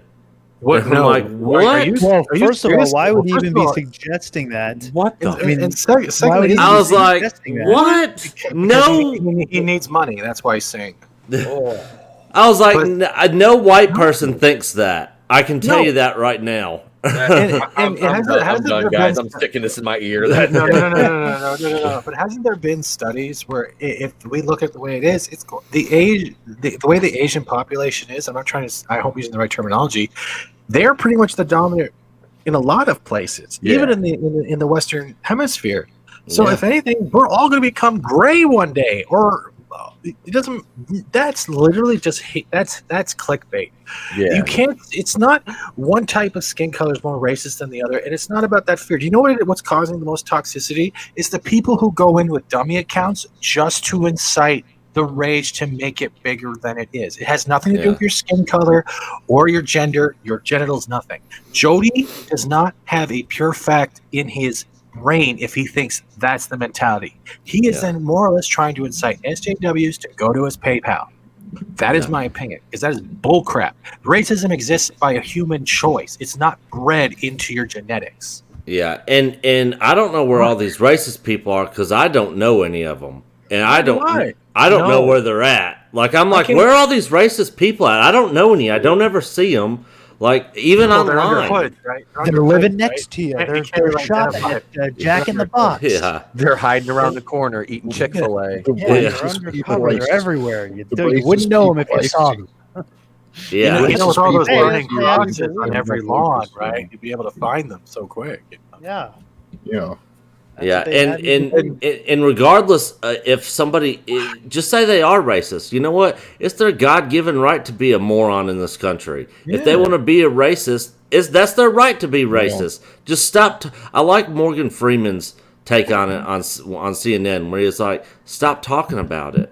Yep. You know, it's not going to exist. It's only going to exist if you keep on talking about it. Just stop talking about it, like because it's not this huge problem that they're making it out to be. I mean, it's complete nonsense. I don't see any of these people. I never have my entire life. I've lived all over the country. I live here in the South now and have for the last decade and a half or so. And so, I mean, I don't know where all these people are. It just doesn't seem to be this mass problem in society that everybody's claiming that it is.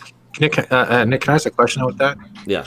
Have you kept the following with the whole Snyder Cut stuff and the Jody Corner and all that stuff, like how all the weird shit goes on both sides, doesn't matter. Do you think he just picked Star Wars as more racist because he has a lot more fans and he has a lot more knowledge? I'm using air quotes right now because he's a Snyder before Star Wars kind of guy. Maybe, but honestly, I'm not real. Yeah, I'm not real big into the. I haven't really been keeping a big track on the whole Snyder Cut stuff. I don't even really care about the Snyder Cut. I'm happy that it's coming out, and that's a big win for the Snyder Cut people. So I'm happy that they actually, were able to get that to actually happen. That's a big win for them. So I'm happy about that. But me personally, I don't really care about the Snyder Cut. So I've literally been out of the loop on a lot of that stuff. Same here, but from the history I've learned, Jody is very not honest with his non-biased opinions as well as point of views. And you know what? It doesn't just go to Star Wars. Like, remember when Theory and Jeremy made up? Let's go to that example, right? Yeah. And they started hanging out. A lot of people didn't like that. And you would watch either of those channels' chats, and they would try to blame stuff on either Jeremy's side or Theory's side. But it was always the same few people. A no-name account with a stupid avatar trying to incite disruption, because that's where they get off. Insurrection in the fandom. Yeah. Insurrection in the fandom. It's funny that it's funny that you bring that up, because last night, I don't know if you guys know who Mad Max is, the dude that wears the Doom mask. All right, so he had a stream last night with Andy Signor on it, several other people, a lot of people from that whole Great Order thing that they tried starting. Yeah. With Darth Lunga and all them. Well, Matt Jarbo ended up coming in there. Oh God! Some other guy. So they were talking. They were literally talking or Andy Signor was talking to Max and Lewis. That's the other guy that was on there, and they were telling them like, look at your chat. Like all these, like who are these people? Like it's like these like bot accounts that just like got created within like the last week or so that are coming in here saying all this nonsense crap, and you see that all over the place. I mean, it happens everywhere. Yeah, but that's what's funny though when I was actually in there because with Theory's channel, I love it because it's kind of calm, very collective. They're not used to like the way we have parody accounts on the opposite side, right? Yeah. So when they started seeing all the drunk parody accounts and Jeremy parody accounts, they have a sense of humor. They get off on the jokes. Like I have a parody account for drunk, right? I do it just to have fun once in a while, right? But when Theory started reading some of those super chats, bro, he couldn't keep a straight face. He was laughing. So you can tell that there are good people on both sides, and they just want to love the fandom for what it is. It's the other little shits that I'm going to call them. No, I can't use that word name. But they're ones that can't get a grip with the fact that people can get along. Yeah. What we're doing now is discussion.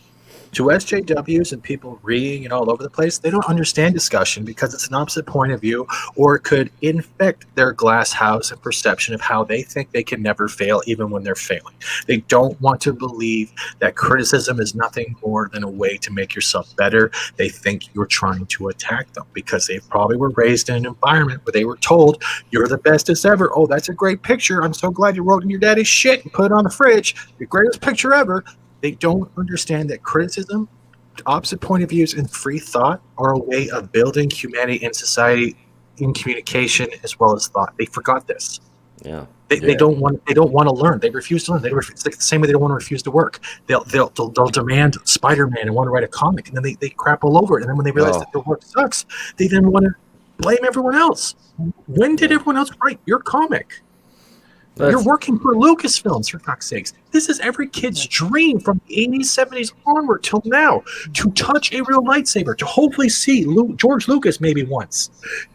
They don't get it. No, they don't. Well, that's because they weren't hired for those reasons. But they weren't the kind hired. of people that were hired. Landed that job. They didn't earn the job. Final. They didn't earn shit. Yeah, None of they these just got people hired earned because shit. they were going to fit into the narrative that KK.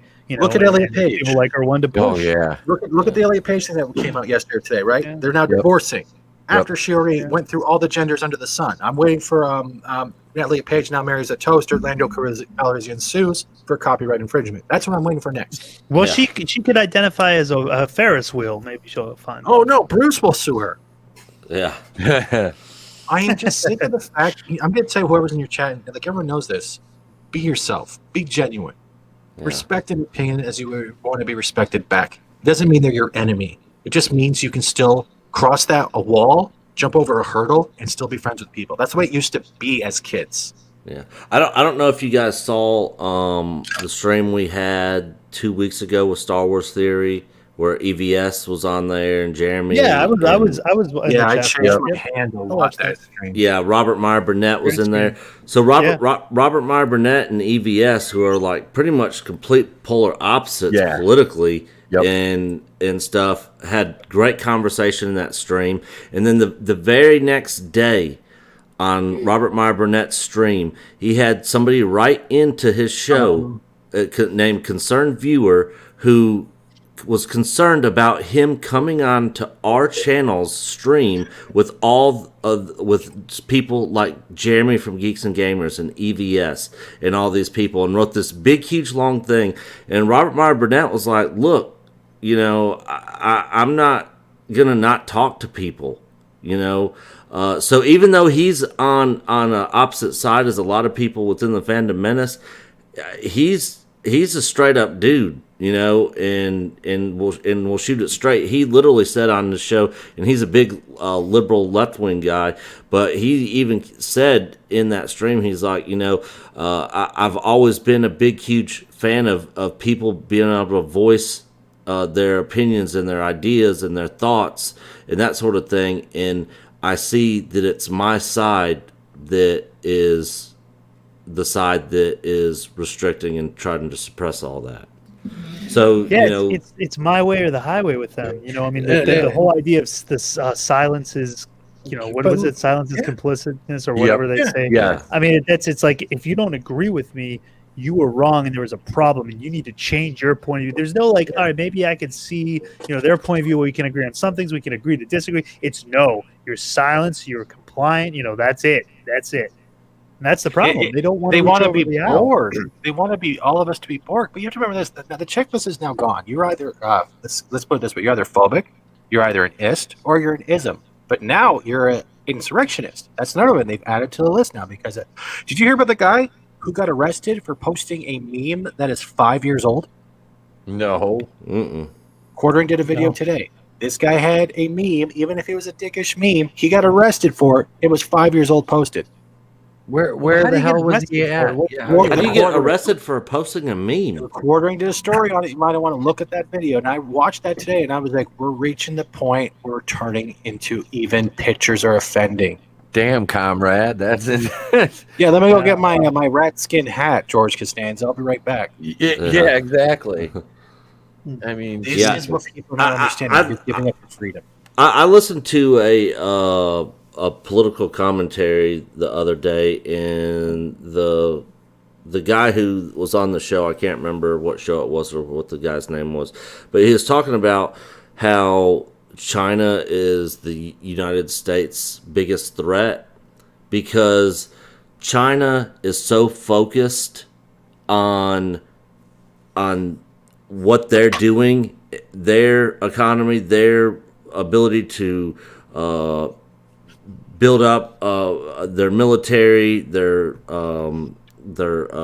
industries, all that sort of stuff. They're focused on that. Well, people in the United States are focused on gender studies, being offended by this or that, and all this other nonsense that completely divides the entire country, and you see it from the politicians, you see it from people in society, and it's just it's sad. Like it's gonna come to a breaking point to where it's like, all right, we're not gonna be able to agree on this. You guys go your way, we'll go our way, and completely separate and let them have their part of the country where they can do all their little. That's what China wants. That's what they want. They want segregation. They want us to be infighting so they can do whatever the hell they want. Do you remember when the lockdowns first started in March? Remember when the pollution levels dropped by what, 25, 30%? Whatever it was? Mm-hmm. And it's like, I understand it did some good, but we can't keep. We're not a box of crayons. You remember those big boxes of crayons that had the sharpener at the back and a whole bunch of different shades all over the place? Mm-hmm. You don't treat people like a crayon who decides to be brown goes with brown and all shades of brown. All white needs to go with all types of shades of whites. The peach. You don't do this. You're not.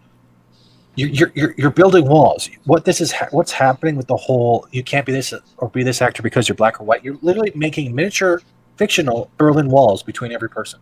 Yep. And what happened to the Berlin Wall? Eventually it got torn down, but how much time did it take before it got torn down? Mm-hmm. I feel the only generation I feel sorry for right now is not ours, the ones that are dealing with this and talking about it. It's the kids that we're raising. They're not only have had a year already lost where they're just not seeing their friends, not being able to have social interaction, actually building social, like you know what I mean, like connections. They're losing the ability to function with other people in close proximity. They're taking that away. Yeah. The young kids are going to be the ones that are going to be most eager to fight back and revolt and get tired of this because they have the most to lose, really. I mean, they're the ones who, they're not built at that age. They're built to be social. Like, it's in the DNA to be out there, to be social, to be adventurous. They're not going to take it forever. That's the thing. Finally, you want to know what's scary? You guys all know Runner, right? Yeah. Makes fun of the Runner thing. Runner's going to be one of those kids that's going to actually help save our future. He's going to be like our John Connor. But but they already cucked Connor. Remember that. But what I'm trying to say is, there's only one runner in ever, let's say 1,000 people. Yep. I'm doing that as a light estimate. Yeah. That's not enough. Yeah, at first, but once runners starts, we are in our own Walking Dead right now. You have to think about it. But think, you got to have that first spark, and once there's a spark, and someone, a leader, someone to look to, others will follow. You just need someone to get out there and have a big enough personality. I mean, you could say it about our former president. I mean, look at that. Look at the movement he started. You need someone like that that's dynamic, and then you will start. You'll get people to follow you. It doesn't need to be huge at first. Ray Fisher. You're Phantom Menace. At the end of the day, I'm going to agree with that. But the other day, I'm going to say something right now. It shouldn't matter who you effing vote for, who you support. Yeah. Before this crap happened, you could still be friends and vote whoever the hell you wanted for, whether it be a teapot, it doesn't matter. That does not affect a friendship. And if you think that affects a friendship and you start seeing whoever you voted for as a racist, so they automatically must be racist, you're the one with the problem. Nice, not your neighbor. You. Yeah, 100%. No, he's right, man. That's the caveat to this is it's taken away all. There's no freedom of choice. And I speak this as my 5-year-old walks in the door. There is. I have a kid. My son has been in school. Their school has been open all year. They have not had to shut down one day except for yesterday because we got too much fucking snow. But no, so he's lucky. There's the public schools up here aren't open. Like they'll open up for like 3 days, and somebody will catch a case. And they shut down for 2 weeks, 3 weeks, 4 weeks, a month. And this is hurting kids getting scholarships. Like you said, it won't matter. It won't matter, ETEP, because you can say that right now. Remember, Biden already said he's going to be focusing on the relief checks and stuff like that. He's going to more focus on the minorities than white people. So he's already being a white man, declassifying white people instead of just giving everyone the goddamn check. So he's already doing that. He's already set that in motion. Yeah, the domino's already fallen. Yep, and it's gonna adversely. We'll see. Our generation might not see it, but the generations after ours are going to be. It's going to be hard to recover from this, and it's a man-made, controlled fucking burn. Then you got this one thing. Sorry, the one thing that's different. I'll stop talking about this. The only one thing different between your son and the stuff that's going on is that he has you as a dad, who's at least teaching him how to be a man. Yeah, I do. You're still his hero. So you got that to look out for. You're his Luke Skywalker. So you got to remember that. Every parent has to remember that. It's how you portray yourself is what they're going to pick up and react and reiterate later on. Every parent should know that. Yeah. Then you got the parents out there that are teaching their kids that they can choose whether they want to be a boy or a girl, and jacking them all up. Yeah. Yep. Yeah. Yep. Oh, what's that? You want to be a lamp? Well, I love lamp too. I love We're coming out. Sal said that in the comments earlier. I love lamp, and that looks like a good place to jump into our final topic of the night. We're going to talk a little bit about the forthcoming Disney Plus show, Willow. Who wants to fuck a millionaire? We'll get to that one. We'll probably get to that one next episode, though. So we will be right back after these commercial messages.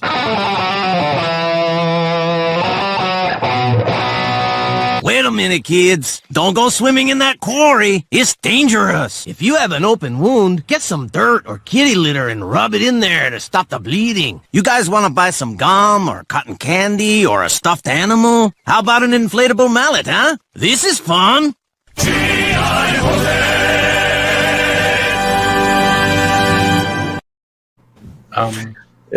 We got to totally play that for Mexican Iron Man this weekend. No, I saw this yesterday on Midnight's Edge. No, I'm done with Willow after I saw this. I did not want Flash Indian Gordon playing Willow. Sorry. No. So, yeah, Tony Revolori, the MCU's attempt at Flash Thompson, who, and I'm from the Tobey Maguire school, of Spider-Man, and Flash Thompson was Joe Manganiello, who is now fucking Deathstroke, and is a complete badass. There is nothing about this kid that's badass. That's badass at all. I mean, like, I'm sure. Oh no, there is something that's badass. His acting, it's bad and it's ass. Yes. So yeah, he's in talks to play a lead role in the Willow show. Let's see. Spider-Man star Tony Revolori is in talks for a lead role in the Willow TV show. Upcoming sequel adaptation of the classic fantasy movie in the works at Disney Plus. The new series comes from Jonathan Kasdan. Oh fuck. Who wrote? No wonder. Oh god. Boy, there you go. Fucking Kasdan. Jonathan Kasdan. It's decades after. Great. Thank you, Kurtzman, for coming out and shitting on Willow. Let's just do that now. He's the one who gave us. He's the one who defended the whole pansexual Lando thing. Yep. While he had his dick in a toaster. Yeah. He wrote the pilot episode and serves as co-showrunner alongside Wendy Marisol. In collaboration with the original director, Ron Howard. We gingers are proud people, descendants of great Americans like Ron Howard. And writer Bob Dole. Bob Dole. Bob Dole's like Bob Dole, peanut butter. Bob Dole. What episode is that from? It's Mr. Griffin Goes to Washington. Bob Dole likes you. It's the cigarette lobbying one. He falls asleep or he's like, Bob Dole. Yep. Bob Dole. That's great segment. Bob Dole.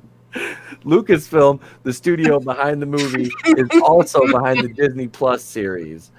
Though both Lucasfilm and Disney have declined to comment on the story, the Willow series is set decades after the events of the original movie, and the show would follow a group on a mission to save a kidnapped prince. Though it will feature the return of Warwick Davis as the titular hero, Willow Oofgood.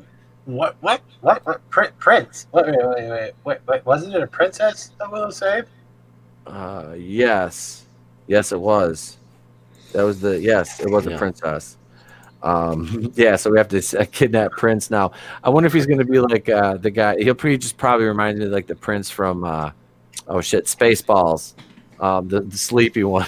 Valiant or whatever. Valiant. Page boy haircut. I was picturing Xander from Drawn Together. I'm on a never-ending quest to save my balls. Oh shit! I forgot about drug. I should have bought that. It was on sale. I have the full series. I downloaded it. I got it all. I love it. They even have a movie. The Family Video was fucking closing, and they had it, and I was like, I bypassed. I didn't buy it. But yet I bought fucking Chick Fight. I just C-Lab 2021 is another one to get. C-Lab's a great fucking show. Oh god, that was great. Oh, Debbie, the men are talking. Let's see. Wait, the series will introduce several characters played by all new cast, along with Revolori. The main cast will feature Ellie Bamber, Kaylee Spaney, and Aaron Kellyman. One of them. So you got 3 women. Yep, 3 women, and the one main guy is saving then you got saving a prince. Yep. So it's gonna be 3 women beating the crap out of a midget, telling him he's bad like Picard, and then they're gonna go on to Flash Gordon here and tell him how wonderful his pop collar looks. He's just casting magic spells. Spain is that girl who was in Solo. She was I believe that's the redhead girl from the what is that weirdo like gang at the end. They're the like the Road Warriors. Oh, the Lord of the Flies group. Yeah. The land of misfit toys. Actually, he was in that too. Willow. He was in that. He was in that group. Was he? Was Warwick Davis? Yeah. Warwick Davis was in that. He was one of the warriors. Damn, because he was in the Phantom Menace too. Yeah. Yeah. I think he's had a cameo in everything almost. Yeah, he plays the same character that he did in the Phantom Menace, even though it was like a little cameo role where he's sitting there watching the pod race. It's labeled as the same character. Okay. All right. Damn, Willow, look at him. But yeah, this show's gonna be ass, I'm sure. Emphy's Nest. Yeah, yep, that's what it is. Yeah. Or the Cloud Riders, whatever you want to call them. I always think of the Empty Nest show when I hear that. Not the Bama. Per Deadline, the new Willow characters include Dove, played by Bamber, an unassuming kitchen maid whose backstory is very similar to the original Willow. She burnt a pot roast. And the Chosen One, Dove is joined by Kit, that's Spaney, the twin sister of the prince, whose brother was kidnapped, and Jade, played by Kellyman, a servant and Kit's best friend who serves as the moral compass of the group, reminiscent of Val Kilmer's character in the original. A thief and liar named Borman is also part of the group, though it's not clear if this role is Revolori, if this is the role that Revolori is in negotiations to portray. He's not a Val Kilmer. He is not a Val Kilmer no, type. and it just goes on to say blah, blah, blah. Unless he's going to yell at her and go, make me a sandwich. I mean, is he just going to be like an annoying little prick? Is that basically, because I mean he can handle that. I'm fairly certain that is that's well within his wheelhouse, because that's basically what his Flash Thompson was just an annoying little prick. Yeah. I mean, the character was, like I said, they didn't do any justice to that character. I remember, like I said, I remember reporting on them doing all these like race swaps with the characters around him in 2014 or 15. I covered this story for my radio station, and I was because I was doing entertainment news, and I was talking about that, and I'm like, so they're gonna change all these characters like Flat, and they're talking about who they're casting. I'm like, Ned, they get him, and I actually like the kid that played Ned Leeds. I don't mind him at all. Jacob Batalon. Now, I want to ask you a question. If they ever decide to bring in Agent Venom into the MCU, do you think that man looks anything like Agent Venom? No. Yeah, Agent Venom, not at all. No, not at all. So right then and there, that's one storyline they can never do, because Venom never had a pop collar. Yeah. I'm just. I know it's a bad joke, but no. You're right though. They couldn't use that kid and do the Agent Venom fucking. That was like when they remember what they did with Toby's third movie, and Eddie Brock was that 70s Brock. Yep. Yeah. Oh yeah. Yep. God damn, the bad dancing and that 70s show, like because I could have dealt with it bad dancing, because I think that is like one of the funniest things in that movie. But goddamn, having Eric Foreman as Venom to me was just like Topher Grace or Topher Grace. Topher Grace. Yeah, I was calling Eric Foreman. Tofu Grace. What the hell? Tony, how many times we had this discussion? Who the fuck names their kid Topher? Who names their kid Topher? I really like that gopher in that one movie with Bill Murray, Caddyshack. So I'm going to name my kid Topher because it's close enough to Gopher. Without my wife yelling at me for naming my kid Gopher. Yeah, go for this, go for that. Go get me a beer. This is just like this Willow show. It's like I heard it's like you hear the Willow show, and it's like okay, and then you start hearing about the show, and you're like, oh. Like that's fucking disappointing. Like it is going to be disappointing. Can we? It's like can we just not? Can we just leave it alone? The original movie was fine. I give you any money. I give you any money if both of these twins can use magic. I bet you anything that the brother, it has a hard time with it. I bet you that's what's going to happen. He has to constantly train, while the sister is going to be amazeballs at it. Who had no training? Yep. Oh, no, they'll have some training from Willow, but not that much. No. They'll be training Willow. Because they'll probably go back to the village, and Willow's going to be dressed like the old wise men from Willow itself, remember? She'll just take the girl will just take right to the magic, like you said, man. It'll just be like natural to her, like, just like walking and talking, and then the brother's gonna kind of stumble through it, and he'll be inept, and hilarity will ensue. Like it'll be like kind of like Fatty Go Boom Boom Falls with him, oh look, he was trying to do a spell and he turned himself into something, or he fell, teleported himself somewhere wrong, some stupid shit like that. Yeah. See, what boggles my mind is, like, I'm a Sailor Moon fan. Like, I'm an anime fan, right? I used to watch the old, remember, not the Viz Media dubs, but the DEEK dubs, the original English dubs, right? Mm-hmm. If you can find them, they're great. And what's weird is that's a whole storyline cartoon that had 5 strong female warriors through the whole show, and it lasted a long time. And now we've gone to the point where we have to point out it's a strong female, and as soon as it's a red flag. We know you haven't written shit. Yeah. Like, how have we gone from there to this? Hollywood is creatively bankrupt, as we're bearing witness to right now, with everything being a reboot or a remake. Except for WandaVision, that's the only thing. But that's like what Gary said. It's like a bag of chips. That's all we're getting a week is a bag of chips, or the small bags of chips you get with your combo. So that's it. And there's still too much air in it. Well, dude, I haven't gone too far into that show. You've seen me go and break down the weird shit I have found in that show. I do. I like it. Show. I'm digging that show. I like it. It gives me hope, a little bit of hope for moving forward, what they can do with the shows. On Disney I'm going to give you a little Easter egg that we have a possibility of might seeing. But if they're going down the road where from the Jack, I think it's Jack Burns storyline, Vision Quest and Darker Than Scarlet, and she does start freaking out at the end of this show and kills Agatha, And if Doctor Strange or someone does pop up enough to trigger a memory that comatoses her, we're probably going to see her being taken to Muir Island, and that's going to introduce the X-Men.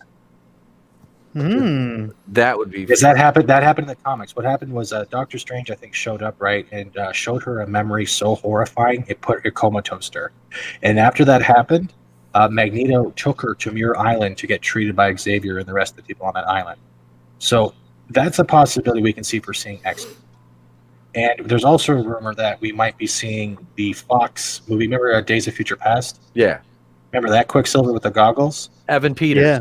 That's the Quicksilver we might be seeing in the WandaVision show. That's what I heard. And they said he'd be the way Vision, you remember episode 3 where you see Vision running like Quicksilver kind of weirdly?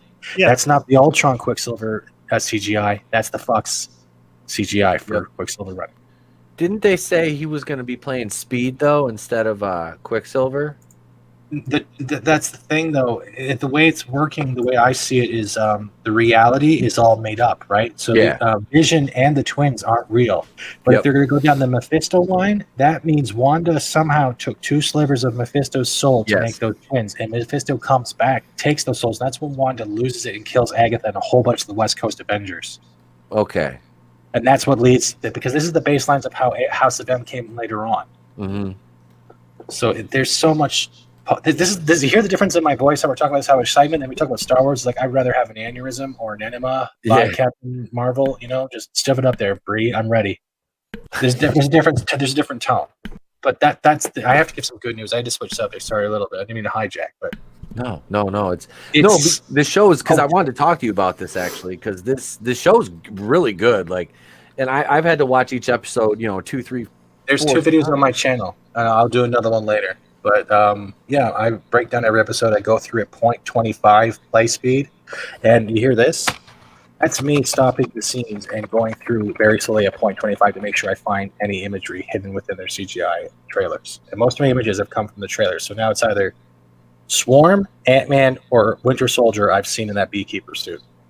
Because there's 2 separate beekeepers. One's wearing a rebreather under his the beekeeper helmet. One's not, and one actually looks like the Swarm character from S.H.I.E.L.D. from the show. Okay. Because I was wondering if AIM was involved in it at all. I begin to think the TV itself is an AIM technology to pierce the veil of Wanda's reality. Okay, and Westview is actually like a physical town. Westview is a physical town. It's supposed to be the comic representation of New Jersey. Okay. But Wanda has captured that in all the residents. So the residents don't know who they actually are. They're just placating whatever the TV generation they're in at that point. The people who are aware is Agnes, because if you see Agnes's face telling her to shut the hell up, that's terrifying. So Agnes is Agatha, but she's trying to make sure that Wanda doesn't lose it, but also is trying to get Wanda to calm down through her own methods. Yep. Vision's dead. The kids aren't real. And Herb, the signifying of him breaking the wall is literally him trying to escape. That's kind of what I was like. I was thinking when he was doing that, because he just sat there with that like blank look and was just like steady cutting through that wall. It's like, he's trying to break out of the reality, and you could see like how it's what Sword is set up all around Westview in that very ending scene when she throws Geraldine out. Yeah. All right, this is a weird picture I drew. And it's not buds of weed before everyone says this stuff. I'm trying to give a representation here. The barriers of 3 colors, like Technicolor, like the blue, green, yellow, especially since they have a long exit. Outro. Their intro's long. Their outro is very long for the way these shows ended. So this is the barrier. This is Westview trapped. That's the residence. You can see what I'm talking about? Yeah. Mm-hmm. So here we got the residents are all trapped. This is the barrier, but the sewer is the only back door. That's how Monica Rambeau got it. It's protected by bees. That's why they're going through that. Okay. So, we're probably going to get more in the episode this Friday, but there's a lot more. Like I said, there's her shield. Even their clothes wore. Well, that's just from the trailer? No, not from the trailer. This is some from the trailer. I actually have them in the timestamp, so you can actually see where I'm doing. See where it has it? Mm-hmm, yeah. But you see how the guy has a face ridge here? Yep. Mm-hmm. The second one didn't. I've also found this could be a joke or a reference to either the Eye of Agamotto or it's a Nick Fury joke to keep your eye on the streets instead of keeping your eyes on the streets. There's just a whole bunch of stuff if you actually pay attention and look, right? This is also from the trailer. Look at her panic when she sees the kids. Yep. And there's the dark hold. That's either the dark hold or the Book of Cagliostro hidden right there. Damn. There is so much you can find in this show. I'm not going to give too much away. I'll make another video. No, that's there's a ton. Like, well, the first episode you had, whose helmet was it in between the floors? That was Reaper. The Reaper. That was second episode. I'm sorry, that was the Bewitched one, because the first one was the I Love Lucy type episode. So it was. You're talking about. Yeah, it was like right between the floorboards as you're seeing the animation. There was a helmet there and shit. Yeah, but they're just spattered all through that show. It's yep, right there. Oh man, yeah, that's so wow. Wait, wrong one. And there was also a QR code on the pad. It's the same skin complexion that is her. This might be an AIM piece of technology. There's this, like, no one noticed the clock, right? The clock is actually a sword logo. Oh shit! I actually noticed that. Yeah, I noticed. I did not. This wall here this wall is double image. There's hands and computer monitors if you want to look at it. There's the joystick. Yeah. But it's also the Age of Ultron Hydro base from the beginning fight. There's the roofs. There's the building. I had the wrong angle, right? So I had to flip it over. Mm-hmm. But they did so much. See, this is the Age of Ultron animation for the Quicksilver. Yeah. That's the Fox Kids ones they used on Vision. The Fox ones they used on Vision. Okay. There's just so much. Like there's a Nintendo Wii in one of the trailers that transforms. This is the before. This is the after. This is how far. Are you Wanda. saying who This is all created this? Wanda. She created it all. This is all Wanda. Wanda is going through a traumatic event. She's lost her brother. She's lost Vision. She's mentally unstable. So this reality, because it's in the comics, she loved I Love Lucy and stuff. She is trying to cope.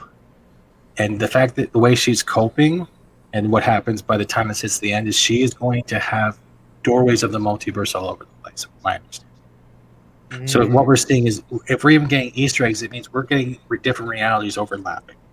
Different doorways, different multiverses. Okay.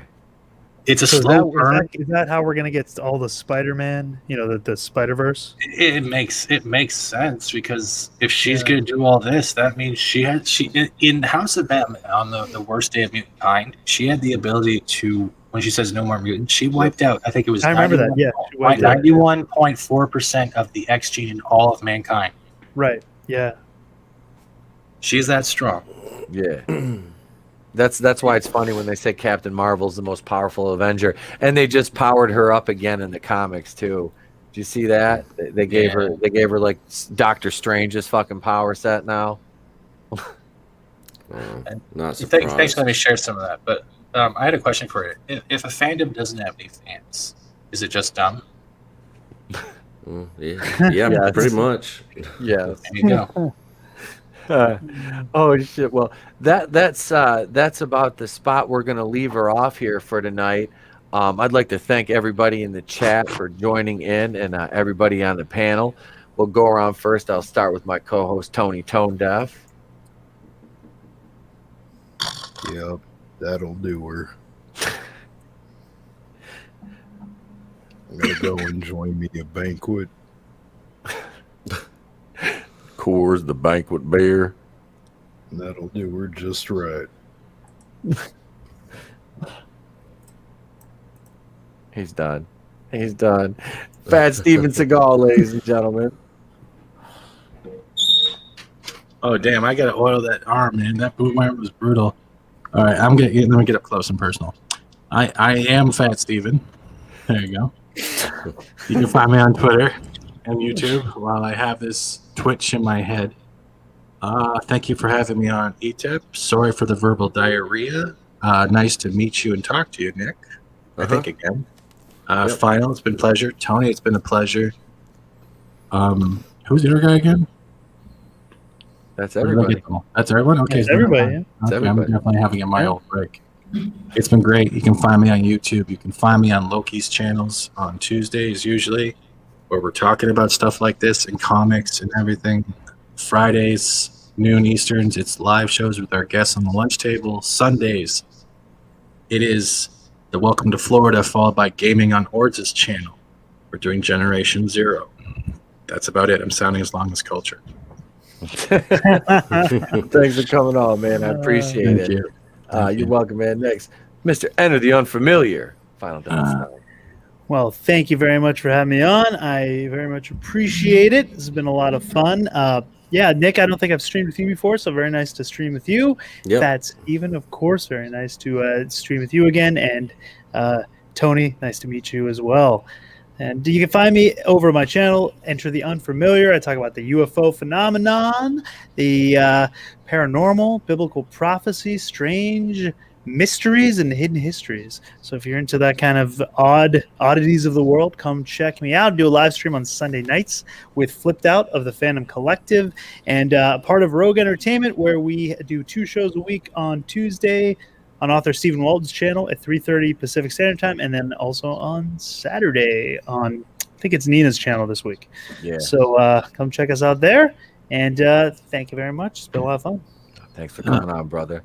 And last but certainly not least, Mr. Nick Glenn from Echo Base Network.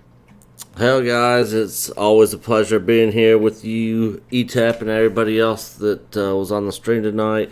So, as ETAP said earlier, I'm one half of Echo Base Network. We pretty much mainly Star Wars channel, but we cover a lot of other things, gaming, pop culture, entertainment, in general, but our primary focus is for sure Star Wars. But we got a lot of things in the works, and some of the things are really huge. So I hope that you guys will come check us out and stay tuned to what we got coming this year.